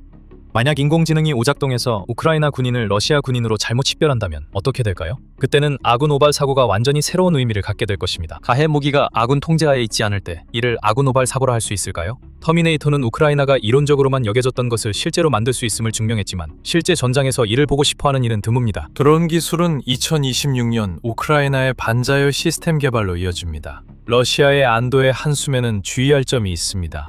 러시아가 이런 기술을 우크라이나에 도입하면 더 이상 선을 지키지 않을 것입니다. 터미네이터 드론은 준비됐습니다. 우크라이나는 이 드론을 만드는 방법을 알고 있습니다. 이 드론은 실전에서 테스트를 마쳤습니다. 우크라이나가 마음만 바꾸면 2024년에 러시아 병사들이 줄줄이 쓰러졌던 그 테스트가 러시아군이 감당할 준비가 안 된 새로운 현실이 될 것입니다. 지금 당장은 그런 현실이 곧 닥칠 것 같지는 않지만 그렇다고 해서 우크라이나가 계속해서 새로운 드론 기술을 개발하지 않는다는 뜻은 아닙니다. 러시아는 자신들이 영리하다고 생각했고 겉으로 보기에는 그랬습니다. 가장 중요한 공장 중 하나가 여러 차례 드론 공격을 받은 후 러시아는 무인 항공기로부터 건물을 보호하기 위해 전체 건물을 둘러싸는 거대한 철제오리를 설치했습니다. 그것도 효과가 있었을 겁니다. 러시아는 드론을 막는 요새를 얻어 우크라이나를 간파했다고 믿었습니다. 우크라이나는 러시아의 오판을 입증했습니다. 드론을 막기 위한 철제오리가 러시아의 답이라면 우크라이나는 질문을 바꿨습니다. 러시아의 계획은 완전히 역효과를 냈고 우크라이나는 여전히 그 요새를 타격했습니다. 하지만 우크라이나는 드론 대신 훨씬 더 강력한 것을 보냈습니다. 러시아의 계획은 단순했습니다. 우크라이나에서 885km 이상 떨어진 곳에 추바시아 공화국의 차복사리가 있습니다. 그리고 그 도시에는 무니르 프로그레스 공장이 있습니다. 이곳은 러시아의 가장 위험한 무기, 특히 미사일에 사용되는 부품을 개발하는 역할 때문에 러시아에서 가장 중요한 군사시설 중 하나입니다. 그 공장은 손댈 수 없는 곳이어야 했습니다. 885km라는 거리는 우크라이나가 결코 공격을 가할 수 없을 만큼 충분히 멀다고 여겨졌습니다. 하지만 우크라이나의 장거리 드론은 거리의 한계를 극복했고 그 공장을 여러 번 공격했습니다. 좋아, 러시아는 생각했다. 예상 못한 드론 문제가 발생했으니 해결책이 필요하다. 그 해결책은 전쟁에서 자주 사용되었던 대드론 그물망에 의존하는 대신 VNIIR 프로그레스 공장의 행정 건물과 작업장을 거대한 금속 우리로 감싸는 것이었습니다. 디펜스 익스프레스가 공개한 사진에는 지상에서 본 건물의 모습이 나와 있었고, 비즈니스 인사이더는 미국 공간정보회사 벤토가 공유한 위성 사진에서 그 우리가 건물 전체를 둘러싸고 있다는 사실을 보도했습니다. 논리는 타당했습니다. 이른바 코프 케이지라고 조롱 섞인 이름으로 불리는 이 구조물들은 단 하나의 목적을 위해 표적을 둘러싸고 있는데, 바로 드론이 운반하는 탄두를 조기에 폭발시켜 폭발이 표적에 피해를 주지 않도록 하는 것입니다. 러시아는 건물 크기의 코프 케이지를 설치해 중요한 시설을 완벽히 보호할 방법을 찾았다고 믿었습니다. 러시아는 틀렸습니다. 그리고 코크 케이지가 보통 건물을 보호하는 데 사용되지 않는다는 사실을 알게 되면 이런 결과가 놀랍지 않을 것입니다. 코크 케이지는 원래 탱크를 보호하기 위한 것입니다. 러시아는 침공 첫 몇 주부터 탱크에 코프 케이지를 사용해왔다고 아이신문이 2022년 3월에 보도했습니다. 초기 버전에는 포탑을 둘러싸기 위해 캔버스로 덮인 금속 프레임이 포함되어 있었습니다. 이후 버전의 코프 케이지는 전체 탱크를 감싸도록 설계되었습니다. 이로 인해 무게가 크게 증가하고 러시아가 필사적으로 방어책을 찾으면서 탱크는 사실상 운용이 불가능해졌습니다. 우크라이나의 보고에 따르면 러시아 탱크 12,025대가 파괴된 이후 푸틴과 그의 측근들이 기대했던 것만큼 러시아의 탱크 코크 케이지가 제대로 작동하지 않았다는 사실이 드러났습니다. 하지만 어쩌면 VNIIR 공장의 케이지는 다를 수도 있습니다. 어쨌든 그 공장은 움직일 필요가 없으니 무게에 대한 걱정은 문제가 되지 않습니다. 케이지는 건물에 바로 붙이는 대신 건물을 둘러싸지을 수도 있습니다. 즉 케이지와 목표물 사이에 더 큰 간격이 생기고, 이는 곧 드론의 탄두가 VNIIR 프로그레스 공장을 파괴하지 않고도 안전하게 폭발할 수 있는 공간이 더 많아진다는 뜻입니다. 네, 러시아는 해결책을 찾았고 실제로 효과가 있어 보였습니다. 비즈니스 인사이더에 따르면 공장 행정 건물과 작업장을 둘러싼 코크 케이지는 2026년 여름까지 약 1년 동안 설치되어 있었습니다. 공장은 여전히 건재했습니다. 우크라이나 드론은 공장 가동을 멈출 정도의 타격을 주지 못했습니다. 우크라이나 군사정보부 내부에서는 지난 4년 동안 수없이 반복되어 온 과정이 다시 되풀이되고 있었습니다. 러시아가 새 아이디어를 생각해냈습니다. 대단한 아이디어는 아니었지만 우크라이나 드론을 막는 데 효과가 있어 보였습니다. 이후 우크라이나의 임무는 적응해 그 공장을 타격할 방법을 찾는 것이었습니다. 6월 우크라이나가 그 일을 해냈습니다. 2월 10일에 그 소식이 전해졌습니다. 우크라이나군이 러시아 깊숙한 곳에서 공격을 감행했고, 러시아가 많은 시간과 노력을 들여 대드론 유세로 만든 프로그레스 공장이 타격을 입었습니다. 러시아는 평소처럼 자국의 드론 요격률을 자랑했지만 중요한 공장이 불타고 있다는 사실은 외면하려 했습니다. 러시아 국방부가 밝힌 내용은 밤사이 공격에서 여러 지역에서 우크라이나 드론 326대를 요격했다는 것뿐이었습니다. 이 공격에서 우크라이나는 점령지인 마리우폴의 목표물도 타격했습니다. 6월 10일 아침 텔레그램 채널과 러시아 언론들까지 우크라이나가 러시아가 보호하던 공장들을 공격했다고 보도했습니다. 유나이티드 24 미디어가 보도의 요점을 전합니다. 공장은 불길을 휩싸였고 무엇인가가 충격을 가해 건물에 상당한 피해를 줄 만큼 거대한 화재가 발생했습니다. 순식간에 러시아는 샤이드 드론과 이스칸데르 미사일 부품을 생산하는 공장의 일부인 작업장을 잃었습니다. 이 공장은 격추된 샤이드 드론에서 자주 발견되는 코메터 모듈을 비롯해 샤이드 드론과 이스칸데르 미사일용 부품을 생산했습니다. 그리고 이 모듈들은 드론이 전자전 공격을 받는 상황에서도 위성 항법을 통해 경로를 유지하도록 보장하는 역할을 합니다. 러시아는 무슨 일이 일어났는지 자문해야 했습니다. 러시아는 이를 막으려고 드론 방어 철망을 만들었습니다. 우크라이나 드론은 원하는 만큼 멀리 날아갔습니다. 그들은 VNIIR 프로그레스 공장 주변의 금속 장벽을 결코 뚫지 못할 거라 생각했지만 어떻게 뚫었을까요? 답은 간단합니다.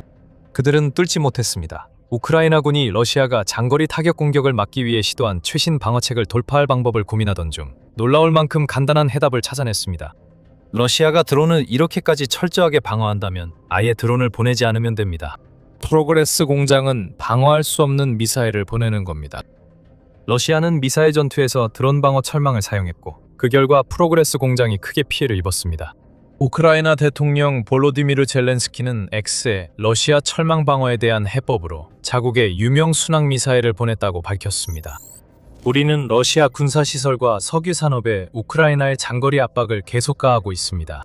특히 어젯밤 우크라이나의 FPFP-5 플라밍고가 정령군의 군대에 드론과 미사일 부품을 공급하는 채복사리의 군수공장을 타격했다고 젤렌스키 대통령이 밝혔습니다. 그는 또한 우크라이나가 러시아 석유 시설에 또 한 번의 타격을 가했다고 밝혔습니다. 우크라이나군은 우크라이나에서 900km 이상 떨어진 사마라의 쿠이비셰프 정유소와 700km 이상 떨어진 블라디미르주의 석유 시설 두 곳을 타격했습니다. 젤렌스키 대통령이 공유한 영상은 우크라이나 플라밍고 미사일의 큰 피해를 보여줬습니다. 미사일이 날아가는 모습 중 러시아 주민 창문 밖으로 미사일이 빠르게 지나가는 장면이 촬영된 것으로 보입니다. 그리고 그 미사일이 어떤 피해를 냈는지 보게 됩니다. 프로그레스 공장에서 연기가 나고 있으며 외부 구조물 대부분이 여전히 남아 있습니다. 우크라이나의 미사일이 러시아의 방어선을 뚫고 엄청난 힘으로 목표물을 강타했습니다. 러시아는 미사일을 전혀 고려하지 않았습니다. 외부 구조물은 작은 폭발은 막을 수 있지만 미사일이 가진 그 정도의 위력에는 아무런 소용이 없습니다. 그리고 플라밍고는 우크라이나 무기고에서 가장 강력한 무기 중 하나입니다. 길이가 10에서 14m, 즉 33에서 46피트에 달하는 플라밍고는 우크라이나판 순항 미사일로 우크라이나가 러시아 내부의 목표물을 깊숙이 강하게 타격할 수 있게 해줍니다. 국제전략문제연구소는 플라밍고가 1150kg의 탄두를 탑재한 채 최대 3000km까지 비행할 수 있다고 밝혀 그 위력과 사거리를 보여줍니다. 이는 일반 드론보다 훨씬 강한 폭발력을 의미하며 우크라이나 무기를 러시아 철망방어가 제대로 막지 못한 이유를 보여줍니다. 크고 스텔스 기능이 없고 아음속임에도 우크라이나의 플라밍고는 약 1000km를 날아 러시아가 안전하다고 여긴 공장에 도달했습니다. 러시아의 자만심이었나요? 러시아는 코프 케이지가 워낙 뛰어나 프로그레스 공장에 방공 시스템을 설치할 필요가 없다고 생각한 걸까요? 아니면 러시아는 4년에 걸친 전쟁으로 1420개의 대공전 장비를 잃고 3월에는 우크라이나가 한 달 만에 54개, 즉 39개의 방공 시스템과 15개의 레이더를 파괴한 대참사 이후 여분의 방공 전력을 돌릴 수 없었던 걸까요? 확실하지 않지만 우크라이나는 신경 안 쓸 겁니다. 우크라이나가 러시아에 보여준 것은 우크라이나에서 날아오는 드론보다 훨씬 더 걱정해야 할 것이 많다는 점입니다. 이제 미사일도 동원되고 있고 그것도 평범한 미사일이 아닙니다. 이 무기들은 우크라이나 내에서 제작되고 있으며 요새를 뚫고 러시아 전쟁기기의 공급망에 중요한 역할을 하는 공장들을 파괴할 수 있는 힘을 가지고 있습니다. 플라밍고 미사일은 이미 한동안 존재해왔지만 6월 10일은 이 미사일이 본격적으로 등장한 날로 기록될 수 있습니다. 그날 이 미사일은 본래의 목적대로 깊숙이 타격하고 강하게 공격하며 러시아가 구축한 모든 방어망을 뚫었습니다. 러시아는 건물을 드론 공격에 견디게 만들고 싶어 하지만 우크라이나는 신경 쓰지 않습니다. 우크라이나는 미사일 혁명으로 러시아와의 전쟁이 크게 변하고 있습니다. 하지만 그 내용을 더 깊이 파헤치기 전에 여러분은 지금 밀리터리쇼를 시청하고 계시다는 점을 잠깐 상기시켜드립니다. 이 채널에서 유익한 정보를 얻고 계시다면 구독 버튼을 눌러 저희 영상을 놓치지 마세요. 그럼 플라밍고부터 시작해보겠습니다. 우리는 그 미사일의 능력을 잘 압니다. 산산조각난 코프 케이지와 불타는 부품 공장은 푸틴과 측근들의 관심을 끌었습니다. 하지만 이 미사일은 사거리와 위력 그 이상입니다. 비크람 미탈이 3월 13일 포브스 기사에서 말했듯이 플라밍고 미사일은 우크라이나 전쟁의 판도를 완전히 바꿔놓았습니다. 그 시점에서 플라밍고 미사일은 대량 생산될 뿐만 아니라 지속적으로 실전 배치되기 시작했습니다. 이 미사일은 우크라이나의 심층 타격 전략의 핵심이 되어 러시아 방공망을 분산시키고 불과 1년 전만 해도 공격할 수 없었던 목표물도 타격할 수 있게 했습니다. 이는 분홍색 미사일 등장 이후 가능해졌습니다. 미탈은 우크라이나가 러시아의 고가치 목표물을 여러 번 타격했다고 밝혔으며 각 공격 때마다 러시아의 우려스러운 세 가지 경향이 나타난다고 했습니다. 첫째, 발사되는 미사일의 수가 단발성에서 4발에서 6발까지의 조율된 일제 사격으로 증가했습니다. 둘째, 타격 범위가 확대되어 최근 공격은 러시아 깊숙한 곳까지 도달했습니다. 셋째, 미사일의 효과가 점점 커지고 있는 것으로 보이며 미탈은 여러 미사일이 러시아 방공망을 뚫고 목표 지점을 타격했다고 말합니다. 이 세 가지를 종합하면 우크라이나의 장거리 타격 전략이 됩니다. 이제는 이전보다 더 강력하게 타격할 수 있을 뿐만 아니라 플라밍고 미사일과 드론을 충분한 양으로 발사해 러시아의 방공망이 아무런 대응도 할 수 없게 만들 정도로 더욱 위험해졌습니다. 플라밍고가 프로그레스 공장을 타격한 날, 러시아가 326대의 드론을 격추했다고 주장했던 것을 기억하실 겁니다. 그 드론들 가운데 몇 대가 러시아 방공망을 혼란시키기 위한 기만용이어서 플라밍고가 철장 방어망을 뚫고 들어갈 수 있었던 걸까요? 우리는 아마 절대 알 수 없겠지만 이것이 성숙한 타격 전략이며 플라밍고 미사일이 중심에 있습니다. 더 중요한 것은 플라밍고 개발이 우크라이나 방위 산업의 성숙을 보여준다는 점입니다. 2022년에는 우크라이나의 서방 파트너들이 미사일을 보내줬다 해도 6월 열흘에 우리가 본 것과 같은 타격은 불가능했을 것입니다. 4년이 지난 지금 우크라이나는 자체적으로 순항미사일을 제작할 수 있는 기술력을 갖췄을 뿐만 아니라 생산량도 대폭 늘려서 이제는 미사일을 아껴서 가끔씩만 사용하는 것이 아니라 적극적으로 운용할 수 있게 되었습니다. 우크라이나는 완벽함보다는 실전 운용 가능성에 초점을 맞추고 있기 때문에 플라밍고 미사일을 대량 생산할 수 있게 되었고, 이는 러시아가 거리와 대드론 방어에 의존하는 전체 전략을 무의미하게 만들었습니다. 그 전략은 이제 효과 없습니다. 우크라이나는 러시아가 제기하는 모든 방어적 과제에 대한 해답을 갖고 있습니다. 이것이 푸틴과 러시아 전체에게 얼마나 걱정스러운 일인지는 분명하지만 여기에는 더 큰 그림이 있습니다. 푸틴이 두려워하는 것은 단순히 플라밍고가 방어 철창을 뚫는 것만이 아닙니다. 여기서 우리가 보고 있는 것은 러시아가 우크라이나의 중심 타격을 막지 못하고 허둥대며 실패하고 있다는 점입니다. 그리고 상황은 더 악화될 것입니다. 플라밍고는 우크라이나가 러시아를 향해 곧 쏟아부을 미사일 빈산의 일각에 불과하기 때문입니다. 우리는 블라디미르 푸틴이 우크라이나 드론을 얼마나 두려워하는지 이미 알고 있습니다. 그 두려움으로 프로그레스 공장에 방호벽이 설치됐습니다. 이것이 블라디미르 푸틴 발다의 거주지에 대드론 방어망이 설치된 이유입니다. 러시아 지도자 블라디미르 푸틴은 우크라이나가 드론으로만 피해를 준다고 믿지만 그는 틀렸습니다. 6월 10일 플라밍고 사건이 이를 증명합니다. 하지만 러시아의 더 큰 문제는 우크라이나가 최근 예상치 못하게 미사일 중심으로 전환 중이라는 점입니다. 애틀랜틱 카운슬이 3월 2일 기사에서 지적했듯이 플라밍고는 이미 실전에 투입됐거나 우크라이나가 개발 중인 여러 미사일 중 하나에 불과합니다. 수백만 달러가 국내 방위 산업에 투입되며 이 산업은 애틀랜틱 카운슬의 표현대로 자체 미사일 시장을 개발 중입니다. 또한 우크라이나는 시장 성장 청사진을 이미 보유하고 있습니다. 우크라이나는 지난 몇 년간 드론 분야에서 쌓은 경험 덕분에 아이디어를 장려하고 개발을 촉진하며 생산을 확대하는 방법을 이미 알고 있습니다. 또한 많은 개념들이 미사일 시장에도 적용될 것입니다.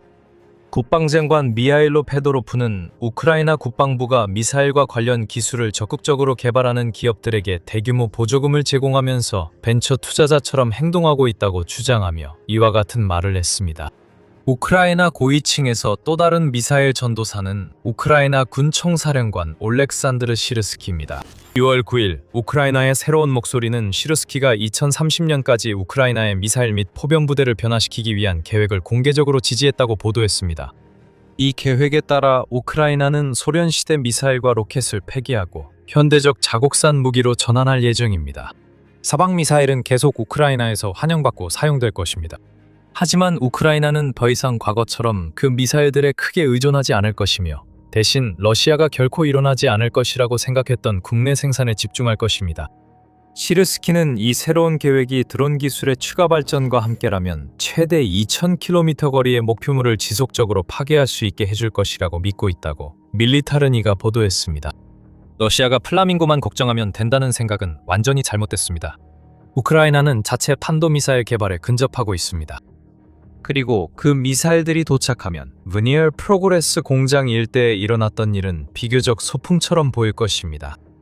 6월 4일 디펜스 익스프레스는 플라밍고 미사일을 개발한 파이어포인트가 FPFP-7 탄도미사일에 확인된 두 번째 발사를 실시했다고 보도했습니다. 그 시험이 흥미로웠던 이유 중 하나는 파이어포인트 신형 미사일 FPFP-7X 버전의 시험이었기 때문입니다. 이 버전은 우크라이나가 러시아 미사일 요격용으로 설계된 변형입니다. 하지만 그 요격 미사일은 FP-7을 기반으로 하고 있으며 파이어포인트가 실시한 두 번째 시험은 성공적이었고 우크라이나의 신형 탄도미사일이 유도 비행이 가능하다는 첫 번째 증거를 제공했습니다. FP-7X는 중요합니다. 우크라이나가 패트리엇 요격 미사일 가격의 5분의 1 수준으로 생산하고 운용해 러시아 미사일 위협에 대응할 수 있기 때문입니다. 하지만 러시아가 진짜 우려하는 건 FP-7이 공격수단으로서 갖는 의미입니다. 지금까지 알려진 바로는 우크라이나의 신형 미사일은 초속 2000m까지 비행할 수 있고 복합 소재 기체를 사용해 생산 비용을 절감했다는 점입니다. 이것이 러시아에게 의미하는 바는 우크라이나가 곧 러시아가 오랫동안 우크라이네이트를 공격하는 데 사용해온 것, 즉 대량 생산되어 대량으로 발사되는 드론, 순항미사일, 탄도미사일의 조합을 갖추게 된다는 것입니다. 곧 FPFP-7, 이 플라밍고와 함께 러시아를 타격하는 데 합류할 것입니다. 그리고 군사 전문가 파블로 나로즈니가 옳다면 우크라이나는 곧 러시아에 심각한 피해를 줄 만큼 충분한 탄도미사일을 생산할 수 있게 될 것입니다. 우크라이나 라디오 인터뷰에서 나로즈니는 파이어포인트 탄도미사일 프로젝트가 민간 프로젝트이며 삽산 국가지원 프로젝트와 함께 진행된다고 밝혔습니다. 데이터가 공유되고 두 미사일 개발이 진행 중이라 준비가 되면 우크라이나는 한 달에 수십 발의 탄도미사일을 생산할 수 있다고 나로즈니는 말합니다. 여기에 플라밍고 생산 능력이 월 30기에서 2026년에는 월 50기로 증가했을 가능성이 높고 추가 투자가 이루어진다면 더 늘어날 수 있기 때문에 러시아에게는 위협이 됩니다. 드론 방어용 금속 케이지로는 러시아 군산복합체를 위협에서 구할 수 없습니다. 우크라이나 순환미사일이 이미 발사됐습니다. 우크라이나의 탄도미사일도 곧 뒤따를 것이고 러시아가 가진 유일한 대응책은 드론을 막기 위해 건물 주위에 설치한 금속 케이지뿐입니다. 러시아는 자신들이 똑똑하다고 믿었지만 우크라이나는 러시아가 전쟁 현실에서 뒤처졌음을 다시 증명했습니다. 미사일이 오고 있습니다. 드론은 멈추지 않을 것이고 이미 2년 넘게 러시아의 전쟁 기계를 망가뜨려온 장거리 타격 작전이 업그레이드되어 우크라이나가 전쟁에서 승리할 수 있는 전략이 될 수도 있습니다. 몇 분 전 FPFP-7X를 언급했는데 FPFP-7과 우크라이나의 시험에 대해 더 알고 싶으시면 저희가 준비한 영상이 있습니다. 우크라이나의 신형 탄도미사일이 우크라이나와 유럽에 미치는 의미를 분석한 영상을 확인해보세요. 이 영상을 재미있게 보셨다면 구독 버튼을 눌러 매일 군사 프로그램을 바로 받아보시기 바랍니다. 그리고 항상 시청해주셔서 감사합니다.